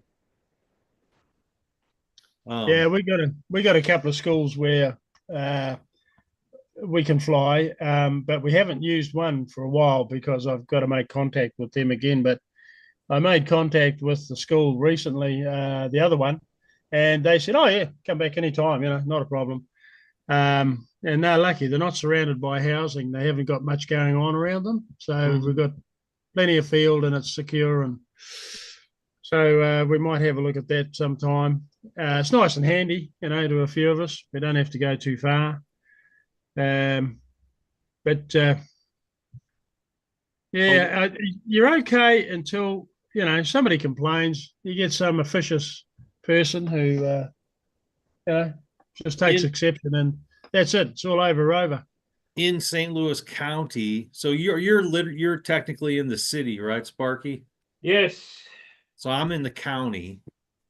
But St. Louis County, it's literally a law, I guess, a law, an ordinance, a regulation. I'm not sure what category it would fall under, but they do not allow radio control modeling in any St. Louis County parks except the ones they specifically set aside. For example, Booter Park, where we fly control line, it's also permissible to fly radio control aircraft. I think Unger Park is designated for radio control boats and also Spanish Lake, if I'm not mistaken. There's another park on the other side of the highway from where Booter is, some anti or something or other that they allow them to fly. They have drone races over there, but they pretty much have locked down all the the city or county. I don't know about the city, but the county owned parks. So, but I don't know what would have it. I know I've looked at the rules, and it doesn't say anything in there that would preclude you from flying a control line model in one of those parks. All it takes is somebody to complain. It'll be 2 seconds and you'll be in jail. There's an ordinance against it. I will ask to see the ordinance. Yeah. There is an ordinance against flying radio control. I know that, but I don't. But it doesn't mention. It control line airplanes. Here's one for you. We were down in Cincinnati, and 25 years ago when I met Kaz Minato down there, Cincinnati Club was a big deal going on, so on and so forth. Well, they quit flying at Cincinnati, and it's at the airport. And they quit flying control. I mean, you could tell they're control line circles. You know, there's 2 circles there plus a grass circle. And you could tell it's for control line. We started flying control line there again, and the airport turned us in for flying drones. We had to explain to the cops, hey, this is not drones. It's attached to the end of a wire. It can only go 60 foot. I'll be back, guys. I've got to go somewhere. Won't be long.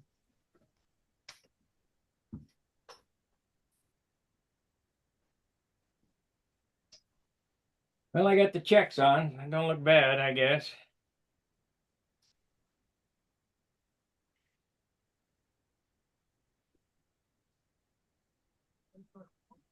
Yeah, I don't see the AMA being much use to us.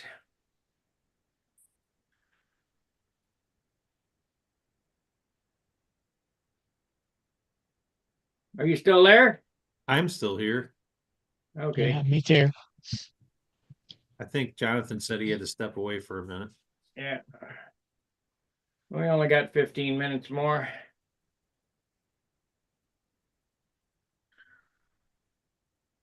And I guess seems like a lot of people are angry with the AMA, but You know, there's that thread on Stunt Hangar about is the AMA going bankrupt. How asinine is that? You know, they paid $400,000 to resurface the L pad.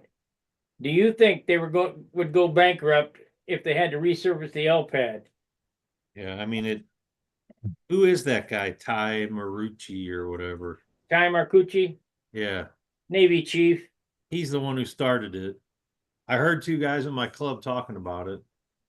And it said they saw it on the news, and it's like, why would that be? He's down in Huntsville or something, I think, isn't he? I don't know. He's down in that area. I don't know Why in the exactly. hell how would that possibly be on your local news? Like, that I don't know. I really think I don't know. I think it's just people want to complain and stir up trouble and badmouth the AMA. No. No. Hey, Sparky, how did you get your workshop looking so organised there with all your stuff hanging up there and shelved away nicely? What's the trick? You got a little pixie that helps you, or can I No, borrow that pixie? This place is a mess. This Oh, place it's good. You want to see my man cave? I can hardly get in there. Well, I got Steve working over here taking up my paint bench, so What can you do to hustle him along? I don't know. Finish it myself, I guess. I mean, is it can you get him to come work more often, or he only has so much time that he can do it, or I don't know. He's not much into sanding, but he's almost through the sanding phase. He's almost to the painting part. You put primer on it last time and this time, so he's getting there. Don't look for a 20-point finish, but I was just saying, as long as it flies good, that's what I would worry about. yeah, well, he's got so much money tied up in it, it better look halfway decent. As a thought experiment, let's just pretend that tomorrow the AMA is gone. It just closes. That's it. No more AMA. Yay. So really? Yay? Yeah. You think that's good for our hobby? It won't hurt us at all. Really? You don't think so? The gnats are gone now. Yeah, we'll go back to roving gnats like we used to have. Are you sure? I bet, yeah. I mean, who's going to organize it? Pampa, that's who organizes it now. Pampa runs the control line gnats.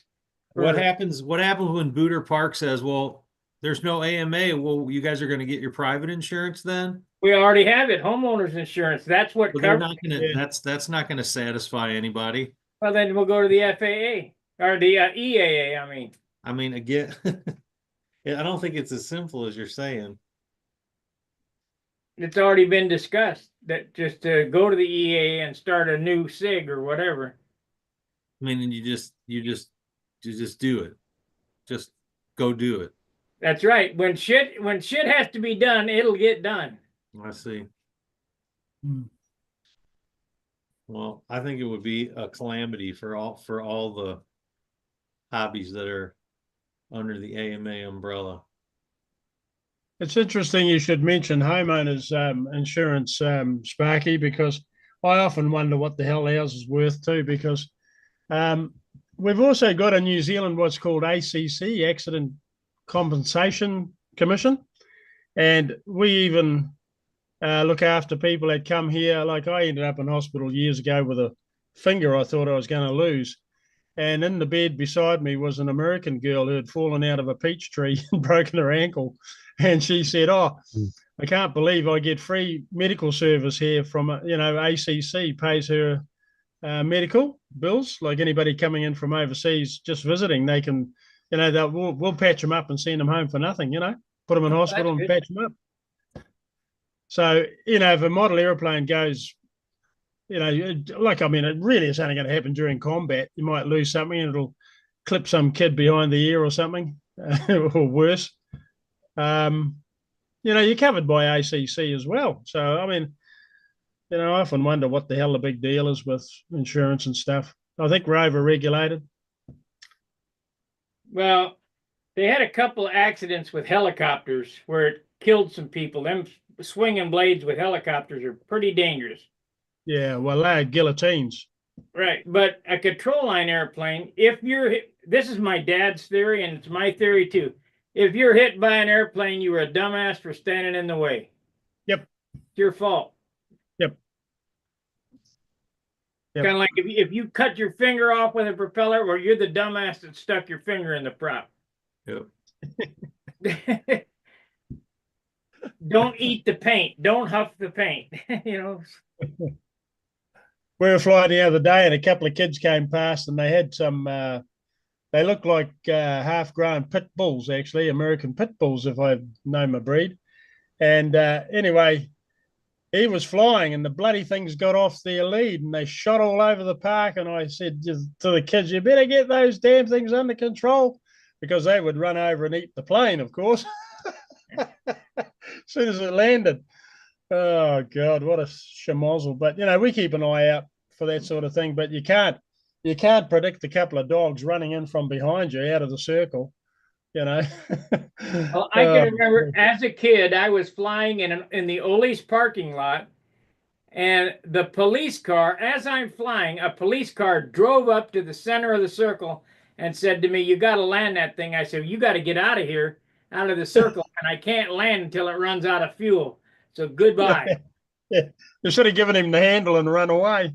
Yeah. But he drove right up to me. If I wasn't paying attention, I could have hit his car with a plane. Yeah. People are stupid. Yeah, no, a lot of people out there got no brains, no common sense. That's the problem. Common sense ain't so common anymore.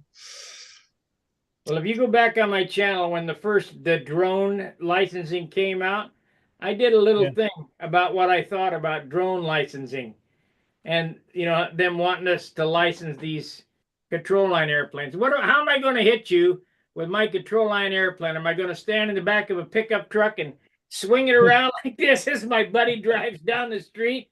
Or how's the airplane going to run into a building? Is the building going to jump out in front of it? I don't think so. We've got a law here. Have you guys got it over there? If a drone goes over your property without permission, it's actually an offense, or what do you call it over there? Felony? No, not over here. You do not own the airspace over your property. No, we don't either. But It's really going to jump out. What was that? Where'd they come from? No Is that you? Well, here, if somebody flies over, like we've had it here a couple of times, a drone goes screaming over, And I thought next time it goes over, I'll be getting a 12 gauge. But then I've been told that if you shoot one down, that's also an offence. Yeah, that's definitely illegal over here to shoot one down.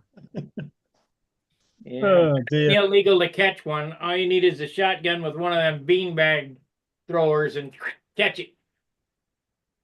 Beanbag? Yeah, What do you mean? the cops use a beanbag thrower that's on a shotgun. Put the beanbag load down into the 12 gauge, and it shoots out 4 beanbags that are attached to the net, and a net goes Oh yeah. catches them.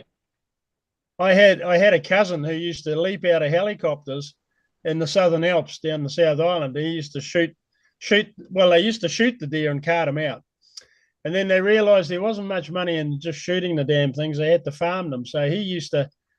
One of our New Zealand famous pilots, actually, a really famous guy, Sir what?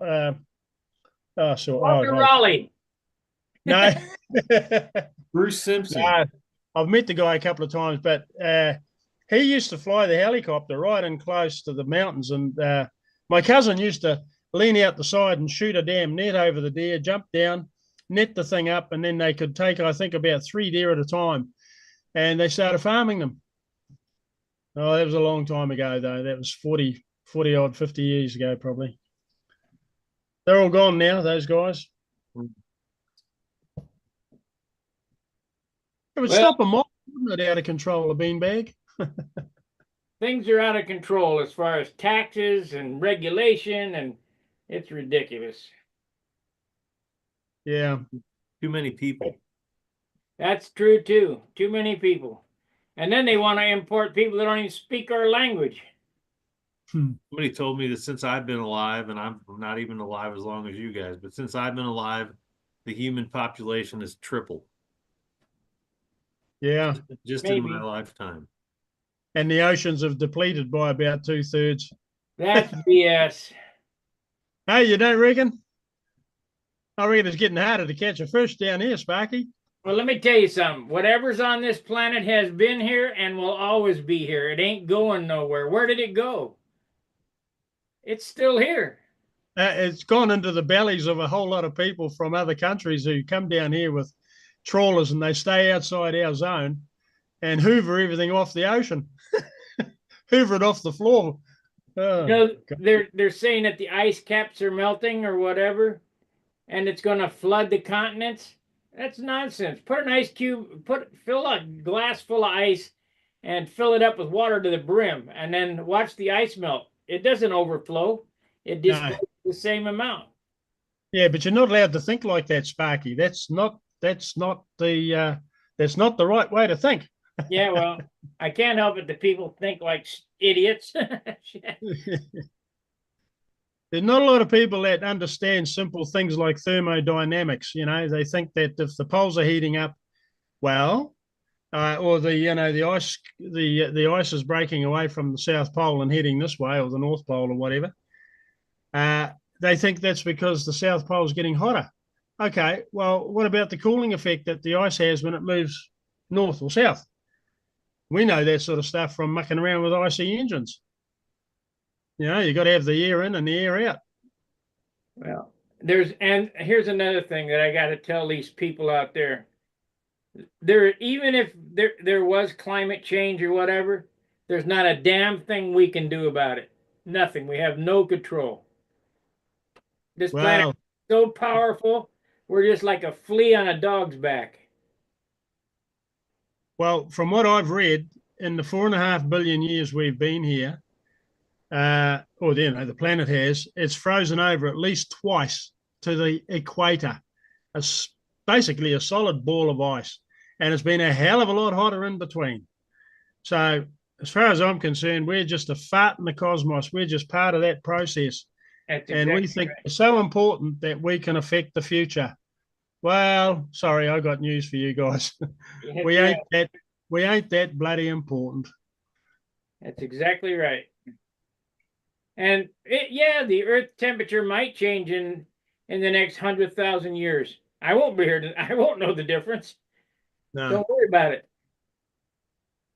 Well, I think a lot of it's measurement too. When you read the stuff that's out there, I mean, you drive into the city from here. You guys be the same over there. What do? You look at you look at the computer in your car, telling you the temperature's going. So where's all the data being hooked out from? When I go on the weather maps here and look at all the weather stations in New Zealand, they're all clustered around cities. So they're getting all their data from built up areas. Well, of course it's going to be hotter. Well, these people in this country seem to forget the Dust Bowl. You know, they're saying, well, it's heating up. It's no, Yeah. sorry. 1800s or early 1900s, there was the Dust Bowl. What about how dry and hot it was then? Yeah, that's right. I come from the desert where I've seen it as much as 131 in the shade. And, you know, so what? It's all relative. Yeah. Yeah. Temperature goes up, humidity goes down. It still feels the same. That's ambient temperature. And what amazes me is if we keep setting records and you say, oh, it's the highest temperature since 1920, well, what happened in between time? Or if it's the coldest temperature since 1920, what's that tell us? Does that tell us it's getting colder? Well, if you use the reverse argument and say it's getting hotter, you got to use the reverse argument and say it's getting colder as well. So, you know, I don't think there's a lot of brains behind a lot of this stuff. I think a lot of it's hysteria. In the 70s and 80s, it was global warming. Then it was global cooling. So now they just blanket it with climate change. Well, I got news for you. Climate change is 4 times a year: winter, spring, summer, fall. Oh, Sparky, we're going to get banned. Yeah. We just got to get with the program, man. You know, we can't talk like this. It's heresy. Yeah. That's unfortunate, but it's so true. Yeah. You stick your head above the parapet, it gets shot off. Yeah. You know, another funny thing, have you ever heard of a thing called La Brea tar pits? Yeah. La Brea tar pits is tar, which is an oil product, right? It's fossil, but it's not even fossil. If it was what? Dinosaur glue. It's dinosaur glue. Yeah, dinosaur glue. If oil was truly fossil fuel, how did the dinosaurs get stuck in the La Brea tar pits? That tells you that this is a renewable thing that the earth produces. I don't know how it produces. I'm just not that smart. But it's not made by fossils. It's made by the earth. Well, to follow you up, to back up what you're saying, how come we're finding oil at 40,000 feet? Yeah, dinosaurs didn't live down there. No. How the hell did dinosaur and organic material get 40,000 feet down? I mean, come on. Oh dear. Yeah. Well, I gotta go cook a duck, so I better go. Oh yeah. It's 9 o'clock here. I'm glad to see you came in. I apologize for cutting off the hangouts on Friday, and now that I see that they're not that popular, I guess we'll just go back to just Mondays. Go back to Mondays. All right. Well, I'll see you on Tuesday. I mean, to be fair, you can't say they're not that popular when you cancel them and nobody knew you were going to have one, you know? You can't. Well, how many people are on this thing right now? How many people knew you were going to do this tonight? Watching Sparky, but they're not coming in. So you know, people knew you were going to do this tonight. Yeah. I don't know because I just happened to pop through and went, oh my gosh, looks like he's having a Zoom. But otherwise, I wasn't planning on doing this tonight. Yeah. Well, plan on Monday. See, this was the Hangouts was a courtesy for Stunt Hangar members. It wasn't a show designed to entertain YouTube. Here comes John Stukalak just as we're signing off. Oh, well, we better say hello to him. He's going to tell you he didn't know this was going on tonight. He's been watching now for an hour or two. Yeah, but he didn't. I'll tell you what, I've enjoyed myself today, though. Hey, John. Hey, guys. Hey, John.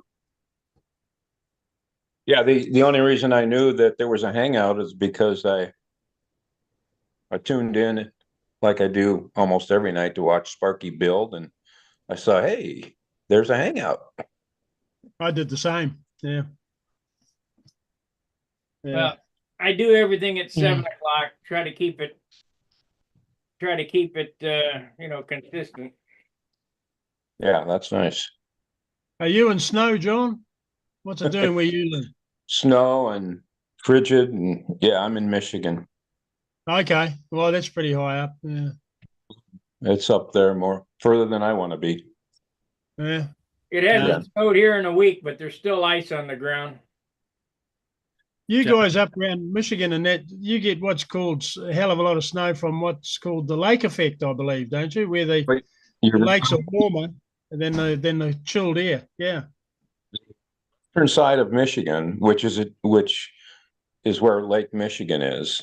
The western part of our state is, I think, the second cloudiest region in the country behind Seattle because of the proximity to the lake. And then in the wintertime, what that means is we get a lot of snow. Yeah. Yeah. Don, did And you I- ever get your sky ray slowed down?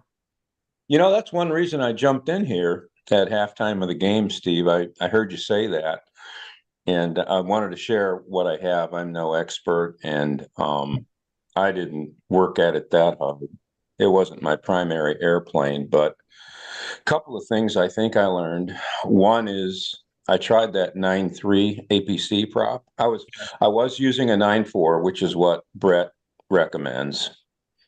And because I was running a 25 LA, so I was trying to do that approach, low pitch, high RPM, and it was too fast for me. So I tried the 9.3 and it did slow it down. But so I think it's worth trying. But the other thing I learned is that airplane, while it's a nice little stunter, don't expect to ever have it fly well at 9.5 second laps, or even Probably not even at 5 second laps. or even at 9.3 from what I've read. And I think what I partially learned is it flies well, but you got to be in the high fours, maybe 5 seconds at the most for that airplane to perform well. That's what I think I've learned. So how long the lines? That's the first question. How long the lines? Yeah, 300 meters. I was using 60-foot lines. Okay, and Okay. what was your lap speed?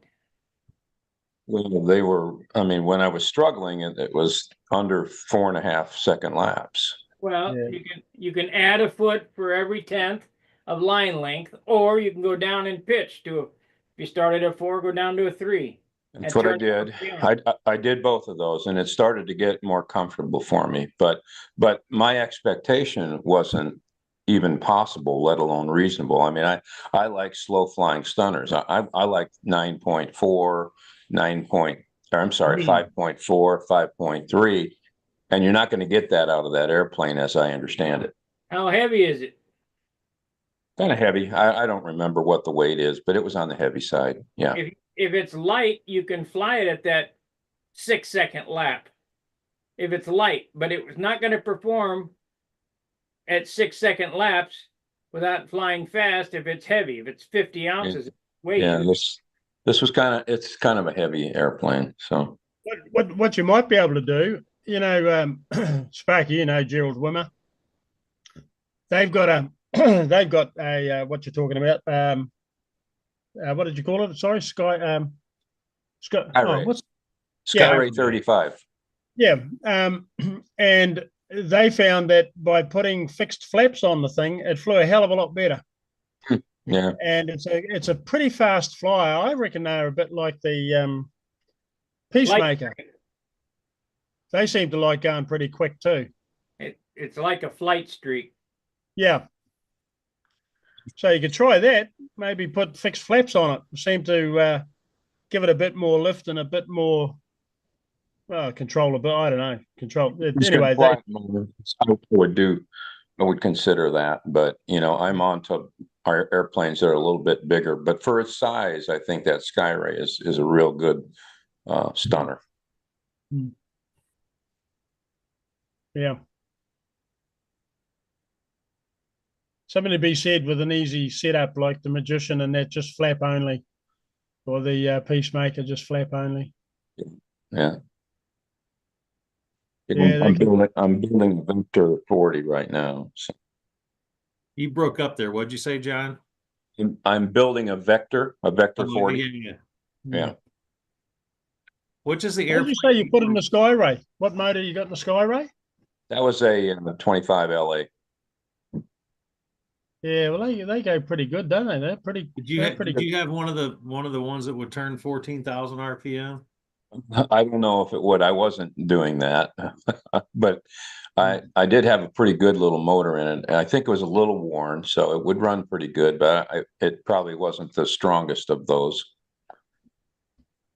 I'm sorry, guys. I got to go. Okay, buddy. Well, My sous Jonathan, chef is starting to make noises in the kitchen, so I better go. take Okay. care. See you next week, guys. See ya. Why go away? Oh, there it is. Have you flown any of yours or any other Skyrays, Steve? No, I have not. Okay, all right. I have both FP20s and LA25s to try in it. The FP20 I think was the first one that was popular. And I just happened to come across a couple of new ones on eBay here and there, so I grabbed them. There's a lot written on Stunt Hangar, mostly by Brett Buck, about that combination. The FP20 and Or I guess also he that had a guy, Skyray. Dirty Dan Rutherford, was it, Sparky? Yeah. Sparky put something on years ago, a big Word document. This thing's 30 something pages long, maybe, or something, all about Goodness. FP20. Wow. I think he died. I thought I heard that he did. Yeah, I read that he did. He was a combat guy, I think, wasn't he, mainly? He was cantankerous, so yeah, probably combat.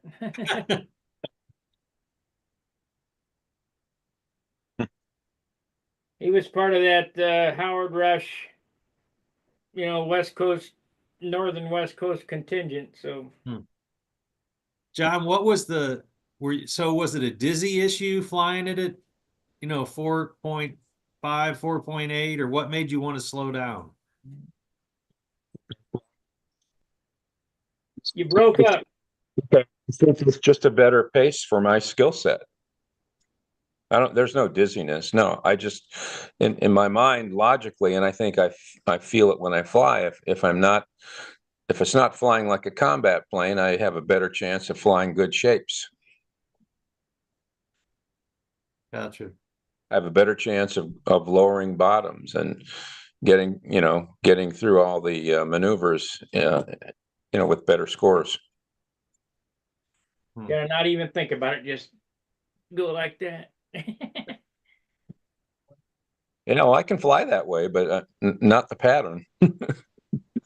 We had a guy who used to be a Lafayette Escadrille member who moved to Texas. His name was Jim Thomerson. And he had something wrong with his neck and back. He could not look up and do overheads. And he could fly a pattern.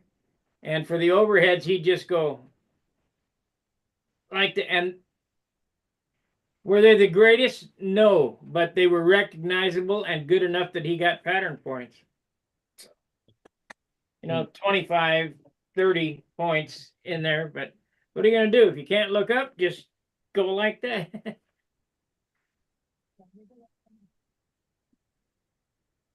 I've been flying long enough now. I don't look at the airplane all the time. Just, I know where it's at. Same way. Is the Vector really that much bigger than a Skyray? Yeah. The Yeah. Vector 40, that is. It's not. The Vector 40 is not a very big airplane, I don't think. That's the same thing Steve's flying. Yeah, that's not that big. Huge, but I would say, in my mind anyway, the Skyray is closer to the size of a flight streak than it is to a Vector. Right. It's a flight streak ringmaster type airplane with a longer fuselage, so I think it can fly better shapes.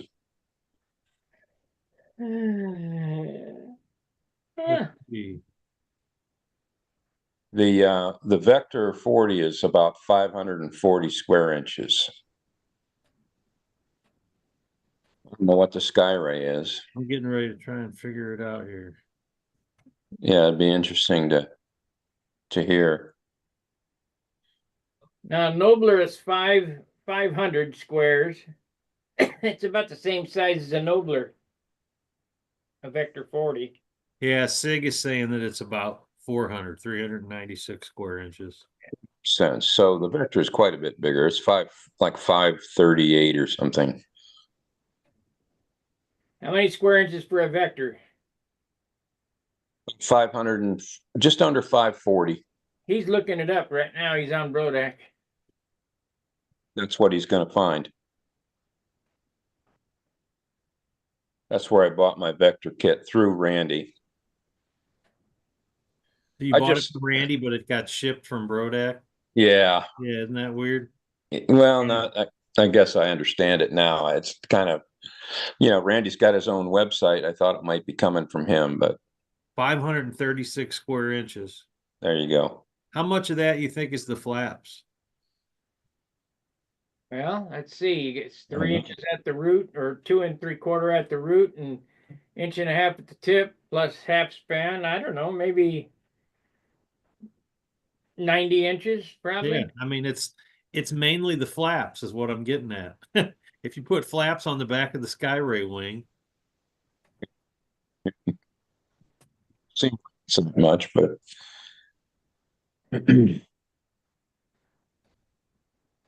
because span 50.5 inches.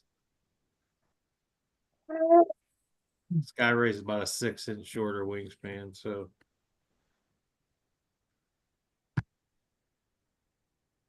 something interesting about the Vector today. I was talking with Tom Dixon, Oh, and he was telling me that the original Vector it's bigger. is bigger. I I didn't have know. this I plan. didn't know there was a bigger version of it. Yeah. Yeah, I bought a set of those plans from Randy Smith. Yeah, I don't know that it's kitted. In fact, I'm guessing it never was kitted. It's not. But I guess it's quite a good airplane. well, every one of Randy's airplanes is a knockoff of an SV-11. The problem, the plans I have, it's a foam wing airplane, and I don't have a tip rib. So I have the wing root. Well, I don't have a tip rib. I have a good solution for you. Well, when I bought the plans from him, he said I have two of them. One of them was for the foam wing airplane, but it has both wing ribs on it, tip and root. The other one has every single rib that I drew by hand. And I said, I'll take the foam wing because I only need the tip and the root anyway if I'm going to make all the ribs. When I got it, it wasn't what he said. So my plan is to call him back. That's my plan. It's not urgent. So Real simple to make a tip rib. You trace the root rib out, you figure out how thick you want it at the tip, and you place the leading edge of the root. You figure out the root is 10 inches and this is 6 inches or 8 inches or whatever it happens to be, and you make a mark on a piece of paper, and you put the front of the rib on the leading edge, and let the trailing edge hang over and draw it out. It's not a big deal. You just got to figure out how thick you want it at the tip here, right here, how thick you want it. But it's the same airfoil here as it is there. I guess what I was expecting to do is similar to what you're saying, determine what the chord is supposed to be at the tip. The And root, then yeah. And then just take the root airfoil and shrink it in my, I got a scanner or whatever. I can scan. No, that ain't how it's done. You just leave the same. Let me see if I can show you. This airfoil here is not shrunk. It's the same as this out here. You make a template from the leading edge to the trailing edge at the root, and you bring that out to the tip, and you figure out how thick you want it, and you put the leading edge on the of that rib out here on this end, and let it hang off the end of this, and then cut it off. Or draw it off, whatever. You basically pivot it at the Yeah, you just leading edge center line, if you will. Yeah, Interesting. same as building a beam wing. It's the same thing. Hmm. I Well, don't have. Usually I have a root template around here, but Hmm. it's not a big deal. And maybe this is what you were thinking, Steve, is that that tip rib was just a shrunk down Yeah, I was just gonna root shrink it rib. until the chord matched what I want and let whatever happened to the thickness happen to the thickness. Interesting. Now you determine how thick you want it at the tip, which let's say that it's 2 inches at thickness at the root, which is probably 2.5, and you want it out here 1.75 inches thick, and you just draw 1.75 inches and then make a mark. And I usually do it, and I do it with my shoe. Have you seen me do? I've shown that. Yeah. You take a piece of 8.5 by 11 sheet of paper, fold it over, straight line, draw a airfoil with my shoe, which is just a French curve, and then cut it out and unfold it, and you got the rib. It ain't no big deal. It takes like a second to do.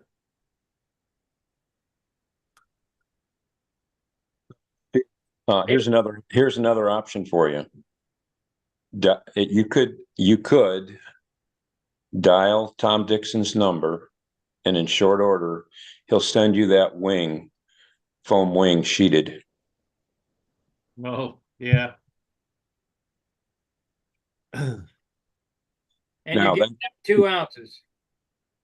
if you if it's important to you to build the thing, then of course that's not relevant. But Who would, back in the day, Sparky, if I would have said, who would have cut the cores for that vector if I was trying to build one?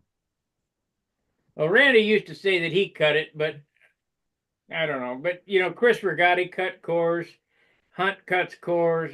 The guy Steve Wilt, I think, cut cores. There's a bunch of people that were cutting cores. Right. Or you can buy the foam and we can cut it over here. I got a Well, hot I mean, I if I had the templates, I could cut them too. So it's just a matter of making like you were describing. If I could come up with a tip reel, I don't have a burning desire to build that particular airplane, to be honest with you. But I just bought the plans. When I heard it was a bigger airplane than the Vector, I kind of wanted to see it because I have SV11 plans too, and like Sparky said, it looks like the same airplane. The Vector 40 and the SV11 and this Vector, it's like you could stack them in order according to size, and they kind of just look like shrunken or. Back in the 90s, SV11 did not have a pipe version. It was a Super Tiger 60 version. So the belly there was no pipe version. And if you lay those plans over a Vector 40, they're damn close. The Dreadnought and all them SV22, all that is the same airplane with a different set of clothes on. What is an SV22? The SV11 with little dookie things on the back, they look the same. It just, I don't know. It's not a different size or anything. No. Around here, I got a set of 75 plans that Randy came up with when he came out with his 75 Merlin, the PA 75s. Right. And it's basically an SV, but it's huge. I said, no, I ain't building that. It's huge. Don't need that much airplane for that motor. It's already too heavy. Yeah, I don't think Fitzgerald's airplane that he flies that with it's not even 700 square inches. I don't think it's right. Fitzgerald's got a PA 75 in that's choked back to a 40. He's got no boost ports or transfer ports in it. It's he got to likes have one of those two. he likes it that way, but it's a different liner. It's choked off. It's not putting out any power. Huh. But he likes it, so knock yourself out. So if it isn't the same liner that a guy would have got back in the day when he bought a PA 75. No, not at all. I really like my Super Tiger 60s with the Brian Gardner liners. There's nothing wrong with them. Well, except for that you can't buy them. What? Brian Gardner liners? Well, any of that. There's no, you can't call somebody up and buy it today. You gotta, I'll bet you $10 that within 5 minutes I could go on eBay and find a V60.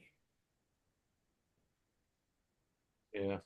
And you call Jim Lee and say, make me a Venturi and give me a spray bar, and there you go. And then where are you gonna get the piston and liner?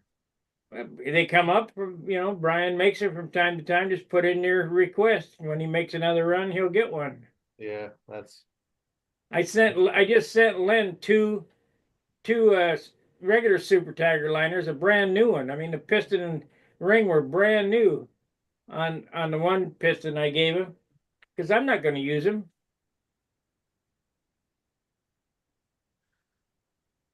I think if I was buying something bigger like that, I'd probably just call Dubjet and buy a Roadjet.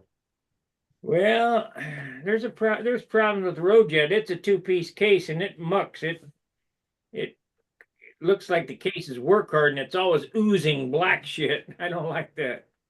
The 61 you can get in a cast case too. Can you? Yeah. The 51 and the 61 you can get cast. The rest you could also get them in the bar stock like you're talking about. But I think if you want the 77 or 6 or whatever he does, or the 65. But, Well, but the bar stock case, it looks great, but I'm not buying it to look at. I'm buying it to run. I think I'd rather have the cast. yeah. But my only point is he makes them still, and he makes headers and he makes pipes. You don't have to find them. Wait, you know what I mean? Look for them for sale, used somewhere, secondhand. Now this is a PA 60. I mean, not a PA, a Super Tiger 60. And here's a side to rear exhaust Yeah, that you could put a pipe on this, but there's really no need for it. All you're doing is toting around extra weight. Who made that header, Sparky? The Max header. Oh, okay. I got a couple Max headers for PAs. I don't even have any PAs anymore. Brand new. You said I remember you talking about that OS 32 on a pipe at one point. Didn't you run that? It works real good. That somewhere around here I have an OS side to rear pipe, header, and I've had a less nearing pipe on it. I did that in the 90s when that motor first came out. I was pioneering that to run in airplanes, and it ran great. How big of an airplane would you fly with that? My airplane was a Sorcerer.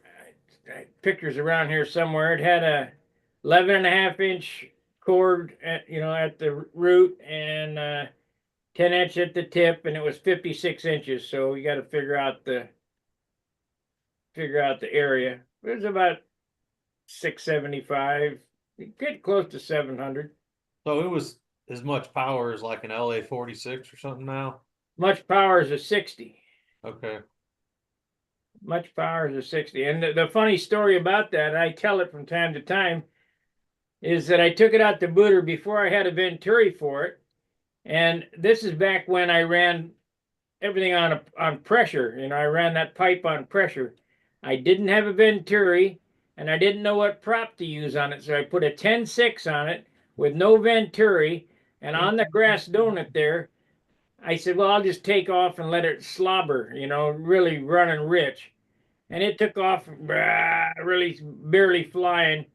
And as it kept moving, it kept going faster and faster. And then it went on the pipe just like a speed plane. Yeah. And I don't know, it had to be 150 mile an hour. It was unbelievable. And I flew it up high, and by then, I had 4 ounces of fuel in it on a, flying, and it was lean to the max, really efficient.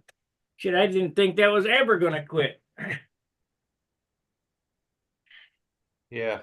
I won't do that again. No fun. I guess you could have stood in one spot and done lazy H with it or something. You probably, but don't think about it. I just flew it up high. I thought the lines were going to bust. It was pulling so hard. The higher you fly it though, you spin around faster, don't you? Yeah, but there's less tension on the line. Oh, that's what you're trying to do is Yeah, lighten the pull. relieve some centrifugal force out of it. Because it was pulling like a bear. I mean, it was going as fast as a speed plane, it was unreal. Right. Did anybody ever fly the 32SX? I think there was, but I didn't. I remember those using those in helicopters. The 32SX had quite a bit more power than the first OS 32. I got two of those 32Fs in airplanes over there. One's in an older, the other one's in my Tucker Special. And I like those motors. Those are really good. Well, I have one in pieces in the basement waiting on some bearings. Someday I'll build another airplane. That 32F would pull this airplane, no problem. Now, if you're going to run just a muffler, can you fly it in something smaller, like a SIG Twister or something like that? Dan McAtee does. Does it work as far as you're concerned? Yeah. He's got one in his primary force or whatever. Huh.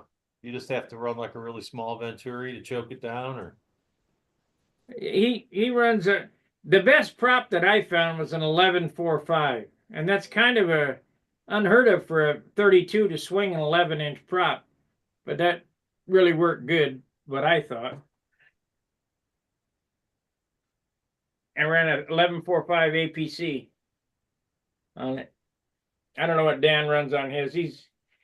Dan's got different ideas how to do things than I do. right?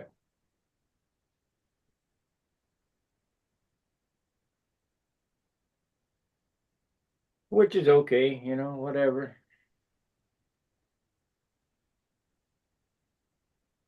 Steve, do you paint your airplanes? I've done very limited amount of painting in the past. These Skyrays are just going to be the fuselage is West Systems epoxy, so they're painted wood color. Yeah, that's And good. wing and tail feathers are monocoat. Yeah.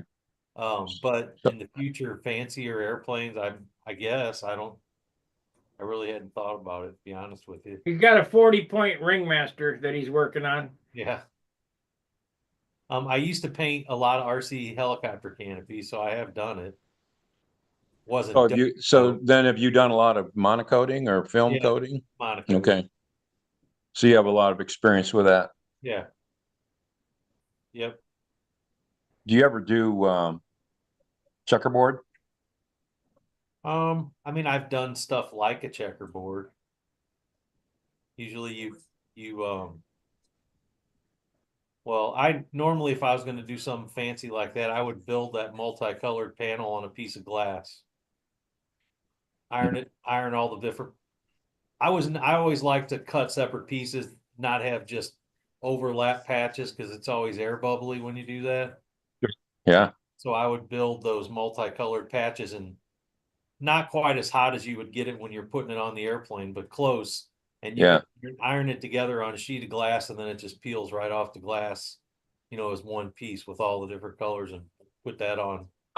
Interesting. Yeah. I wondered how you did it. They sell checkerboard, or they used to, checkerboard monocoat. I don't remember them ever having the monocoat. I thought they had the trim sheets, but I don't remember the actual monocoat. I had a roll of that checkerboard monocoat when I was in Dayton for guys doing voodoos, if you guys remember. Yeah. It still might be out in the garage. Huh. Checkerboard monocoat. That's interesting. Of course, it might not have been monocoat. It could have been Ultracoat or one of them other. Yeah. There used to be so many. Right. There was a lot of those cloth iron-on ones, Solar Techs, and yeah. I'll tell you what, I gotta find real silk span, because there's a difference. This is real silk span. Big difference between this and Brodak.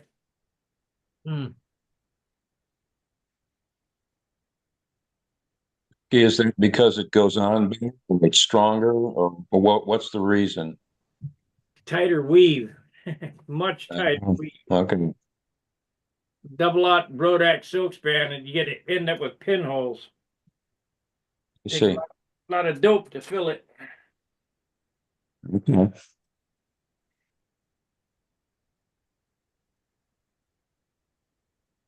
I got quite a bit of paint on this, but it's still relatively light.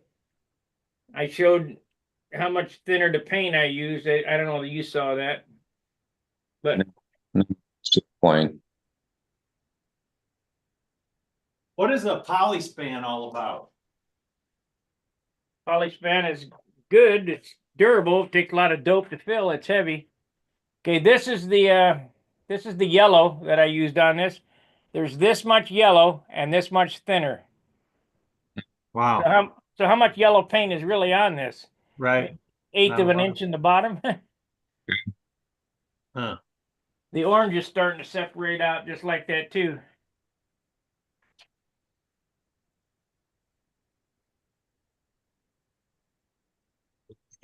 For sure, orange and or red going to be on the tail, Sparky. Well, I'm going to do a red, white, and blue stripe up here. There's going to be a red on top, then a white, and then a blue line here. Interesting. That's just what I was going to throw out. I'm looking at that rudder, and I like the checkerboard, and I thought something, of those red or orange color up there would look nice at the top, the very tip top of the rudder. Right. That'll look good.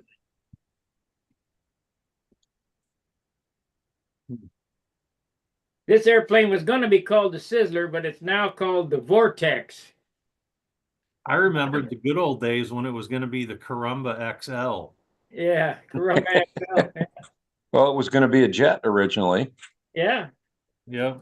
that's the nice thing about building airplanes. You just kind of go with the flow. Yeah. Yeah. The jet didn't look very good to me.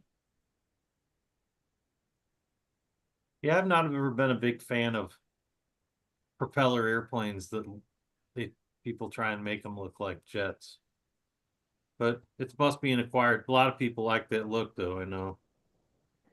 Well, Galdini did it, and Gurkey, the Novi, and some of them back in the day, they were kind of cool. I think there was an era where they were pretty favorable. 60s. Yeah, You know long what, time though? ago.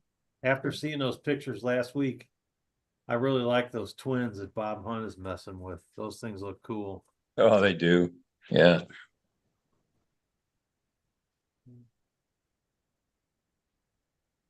I don't think I'm smart enough to build them. Oh, I presume you're being sarcastic. And there's a lot to them. Gotta Um, fixture the motor up and then fixture the motors up and then set the airplane into the motors. Yeah, he builds the airplane around the nacelles. Yeah.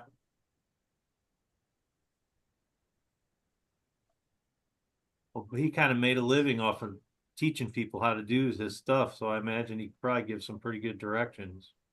Oh, yeah. He loves to do that.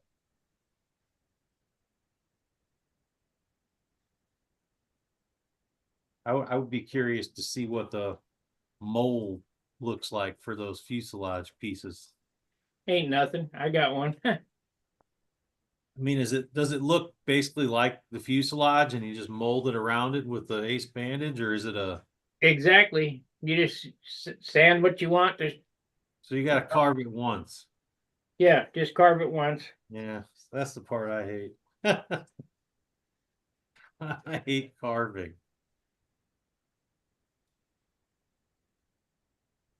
This is all molded. All this fuselage. That's even the canopy on the Carumba's it's all molded. You only got to do it one time. Ain't no big Yeah, I deal. remember that. I got a set of Thunderbolt molds out in the garage. It took me a week to build. And what's funny is you got a CNC router. You could be cutting that stuff out of MDF. Never Yeah. have to carve again. The bed is too small. How big is it? It's about 2 foot by 2 foot. Well, I mean, you'd have to make them in two pieces, but that's pretty easy to do. If I could figure out how to write G code. Well, we really just need to figure out how to model in CAD. This should be software to do the rest of it for you. You have a computer dedicated to that router?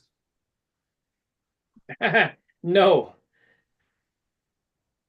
No, I only use that router. I bought it and John and I played with it and we cut it. We laser cut a few parts out of it, and then it's too hard to figure out. And because it comes from China, it only knows how to speak metric. So you put in 52 millimeters and it comes close to a 2-inch nose ring. We cut a couple nose rings. And if you ever smell that thing, the laser, man, you can't use that inside. You'd have to use it outside. It smells So like it's it's burning the house down. It's not a router, it's a laser cutter. It's both. I got a laser okay. head and a router head. Okay. Yeah, you gotta have, well, I guess the commercial type laser cutters are kind of a sealed cabinet and it sucks all the burnt shit out of there. Yeah, you got to pump it outside somehow. Yep. Yeah, I wish I'd have never bought that. That would have saved me $300.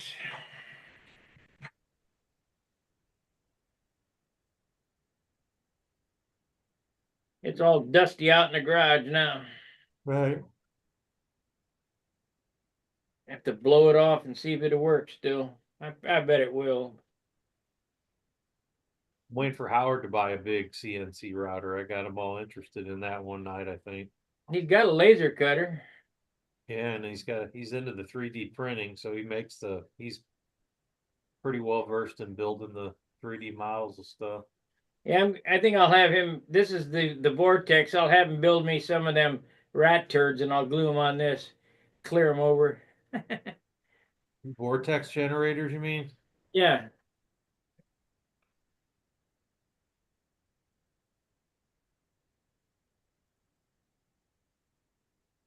And how I came up with that name is I asked AI to give me 200 names of airplanes, stunt airplanes, and Viper was on there too. Viper X, Vortex, it's just a whole bunch. Which AI did you ask? Google. Think Google has anything to do with the CIA? I know it does. You don't? No, no, I just, it's about the same as Facebook. It's can't do anything now without somebody watching you. Boy, but if you have a camera on a cop, they'll have a hissy fit. They don't want to. They don't want to be recorded. Yeah. Tell them what they tell you. If you're outside in public, you can have no expectation of privacy. That's exactly right. If you don't like it, go home. Right, Gary? Yep. I thought you were out. If you watch them things on YouTube, officer safety. Hey, if you're so worried about your safety, why don't you get another job? You know. Yeah.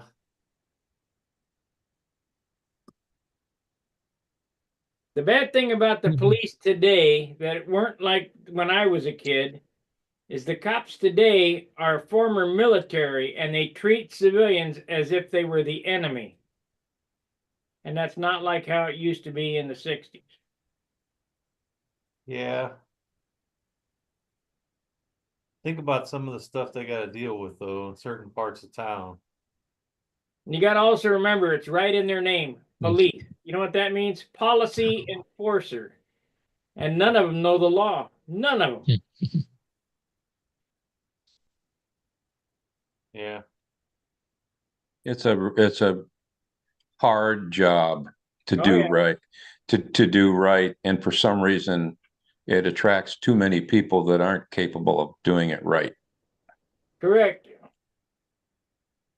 I mean, I wouldn't want that job. They don't pay enough to put your neck out to fight and get killed, but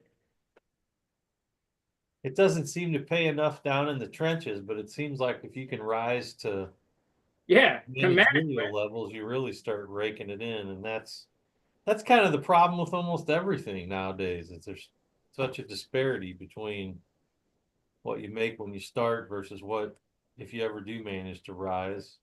Did you see him in Senate? I think it was John Kennedy that said to one CEO, "How much what is your salary?" And he wouldn't say, and he said, "It's something like 30 some odd million, and you got a raise of 10% or 20% or whatever. Do you really think you're 20 or 30 million worth?" And he was on him. I like John Kennedy. When the guy's making $10 an hour and you're making 30 million and you ain't doing shit. Kennedy's something else. I don't know what the answer to that is. Because the reason they make that kind of money is because, I guess It's because they can. It comes with capitalism. The people that hire them for that feel like there's not many people, like it's a rare small talent pool, and they command that high amount of money. I've never. It doesn't happen unless the company's still driving a good bottom line. That's what I mean. They apparently what their skill set is somewhat unique. Even if the skill set is nothing more than convincing a board of directors that you're worth that, the skill set apparently is pretty unique. There aren't a lot of people that line it up to get those jobs. But yeah, I don't know. It's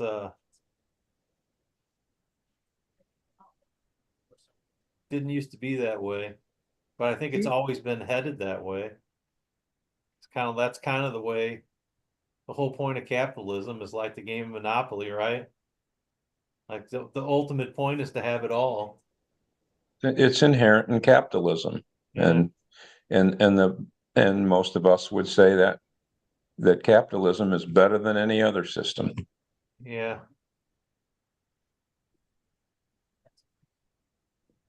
But they want to do free health care and all this other BS. Well, I can't remember if it was John Adams or one of them guys, founding father people, said they wanted to take money, and give free money to the people out in the community. And he stood up and said, "Will any one of you senators give up your month's pay or whatever it was to feed the hungry or whatever?" And none of them stood up and said no, or yes. It's because they want to give other people's money. Well, what happens when you run out of other people's money? Shit's going to hit the fan. Big time. Yeah, we just print more. Yeah, that's the new monetary theory. We don't just print more. We don't need to. Our bonds are useless now. I'll tell you what's really going to happen. They're talking, and at least Trump signed a bill, no to central bank digital currency. The reason why that's a good idea is no to that is, let's say they issue central bank digital currency. There's no more money. Well, what happens when they put negative interest on things? Well, you say, well, I'll just take my money out of the bank. And negative interest is they're charging you to keep your money in the bank, which they're almost doing now. But you just take it, you say, well, I'll take mine out and put it in the mattress. Well, you can't, because it's digital currency and they're charging you negative interest. Then they're tracking you. And then they say, well, you had enough to eat this week. We're shutting you off. Yeah, I don't know that any of us would live to see it evolve quite to that, but that's possible for sure. Well, communism in its sense would work if people weren't greedy. If everybody had equal amounts of whatever, but which really isn't fair either. The equity nonsense about you getting the same amount for doing less. That don't make any sense. But what I was getting at is they want to give away free health care. Which doctor's going to work for free? Would you work for free? No. Yeah. Seems like there ought to be some kind of a middle ground between that and what we have now, though, by God. Well, I think it's gonna get straightened out in this next 4 years.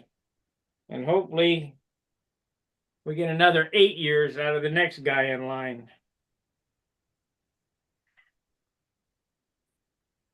They've just about run this country into the same situation that they run St. Louis and Chicago and New York and the rest of the big cities in, run it into the ground. Bad.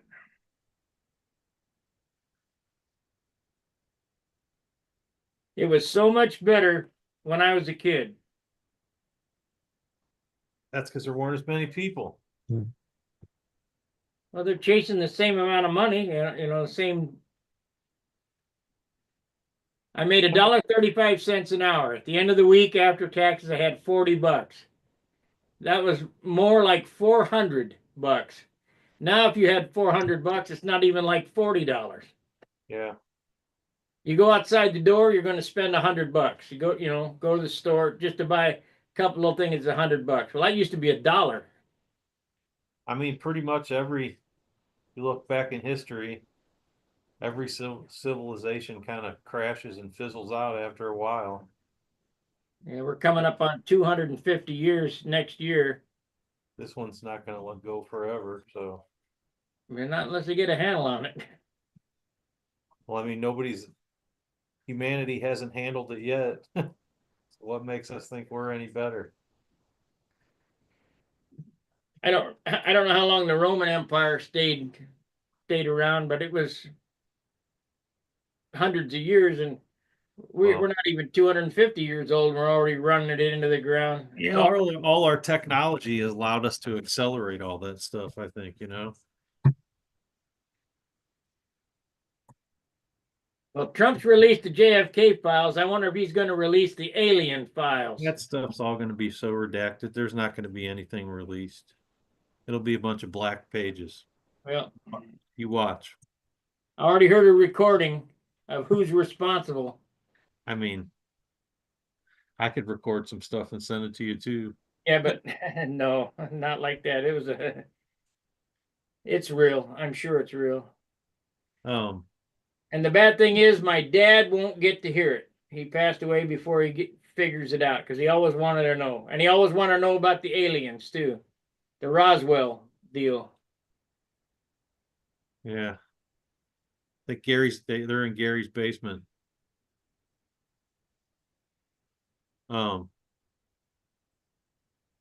Just think about how was only what was it 1904 when the Wright brothers flew? Is that right? 1903. 1903. So,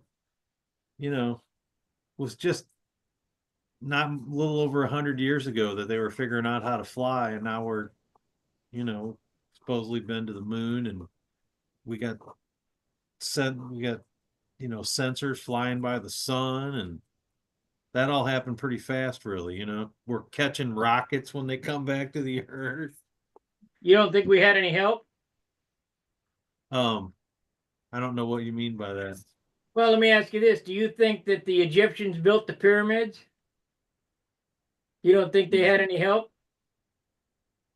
I think the Egyptians discovered the pyramids. That's possible. That's what I think. I think they found them there. Now, you heard about David and Goliath, right? Out of the Bible, Goliath the giant. The Nephilim or whatever. There are some giant skeletons that have been found and that have been stowed away somewhere. Those are in Gary's basement too. I kind of believe that the human race, when those pyramids were built, either had to be really big to move them rocks, or we had help. And that still doesn't explain how we can drill a hole through a rock like that. We can't drill that same hole today. Yeah, there's lots of interesting. I've seen some documentaries on that. Yeah, our history is pretty complicated, that's for sure. And those stones are milled within 15 thousandths of an inch. And we couldn't do, I think Japan has been working on a 1/3 scale size pyramid for the last 30 years, and they can't get it done with modern excavation equipment. So you don't think they did it with copper chisels? No.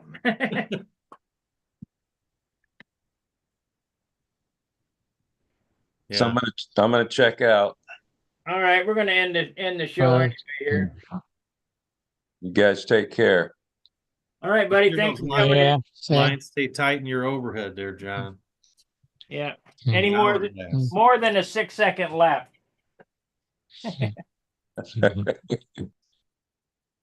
All right, guys, out on Okay. YouTube. Thanks for watching. We'll see you later. Adios. okay.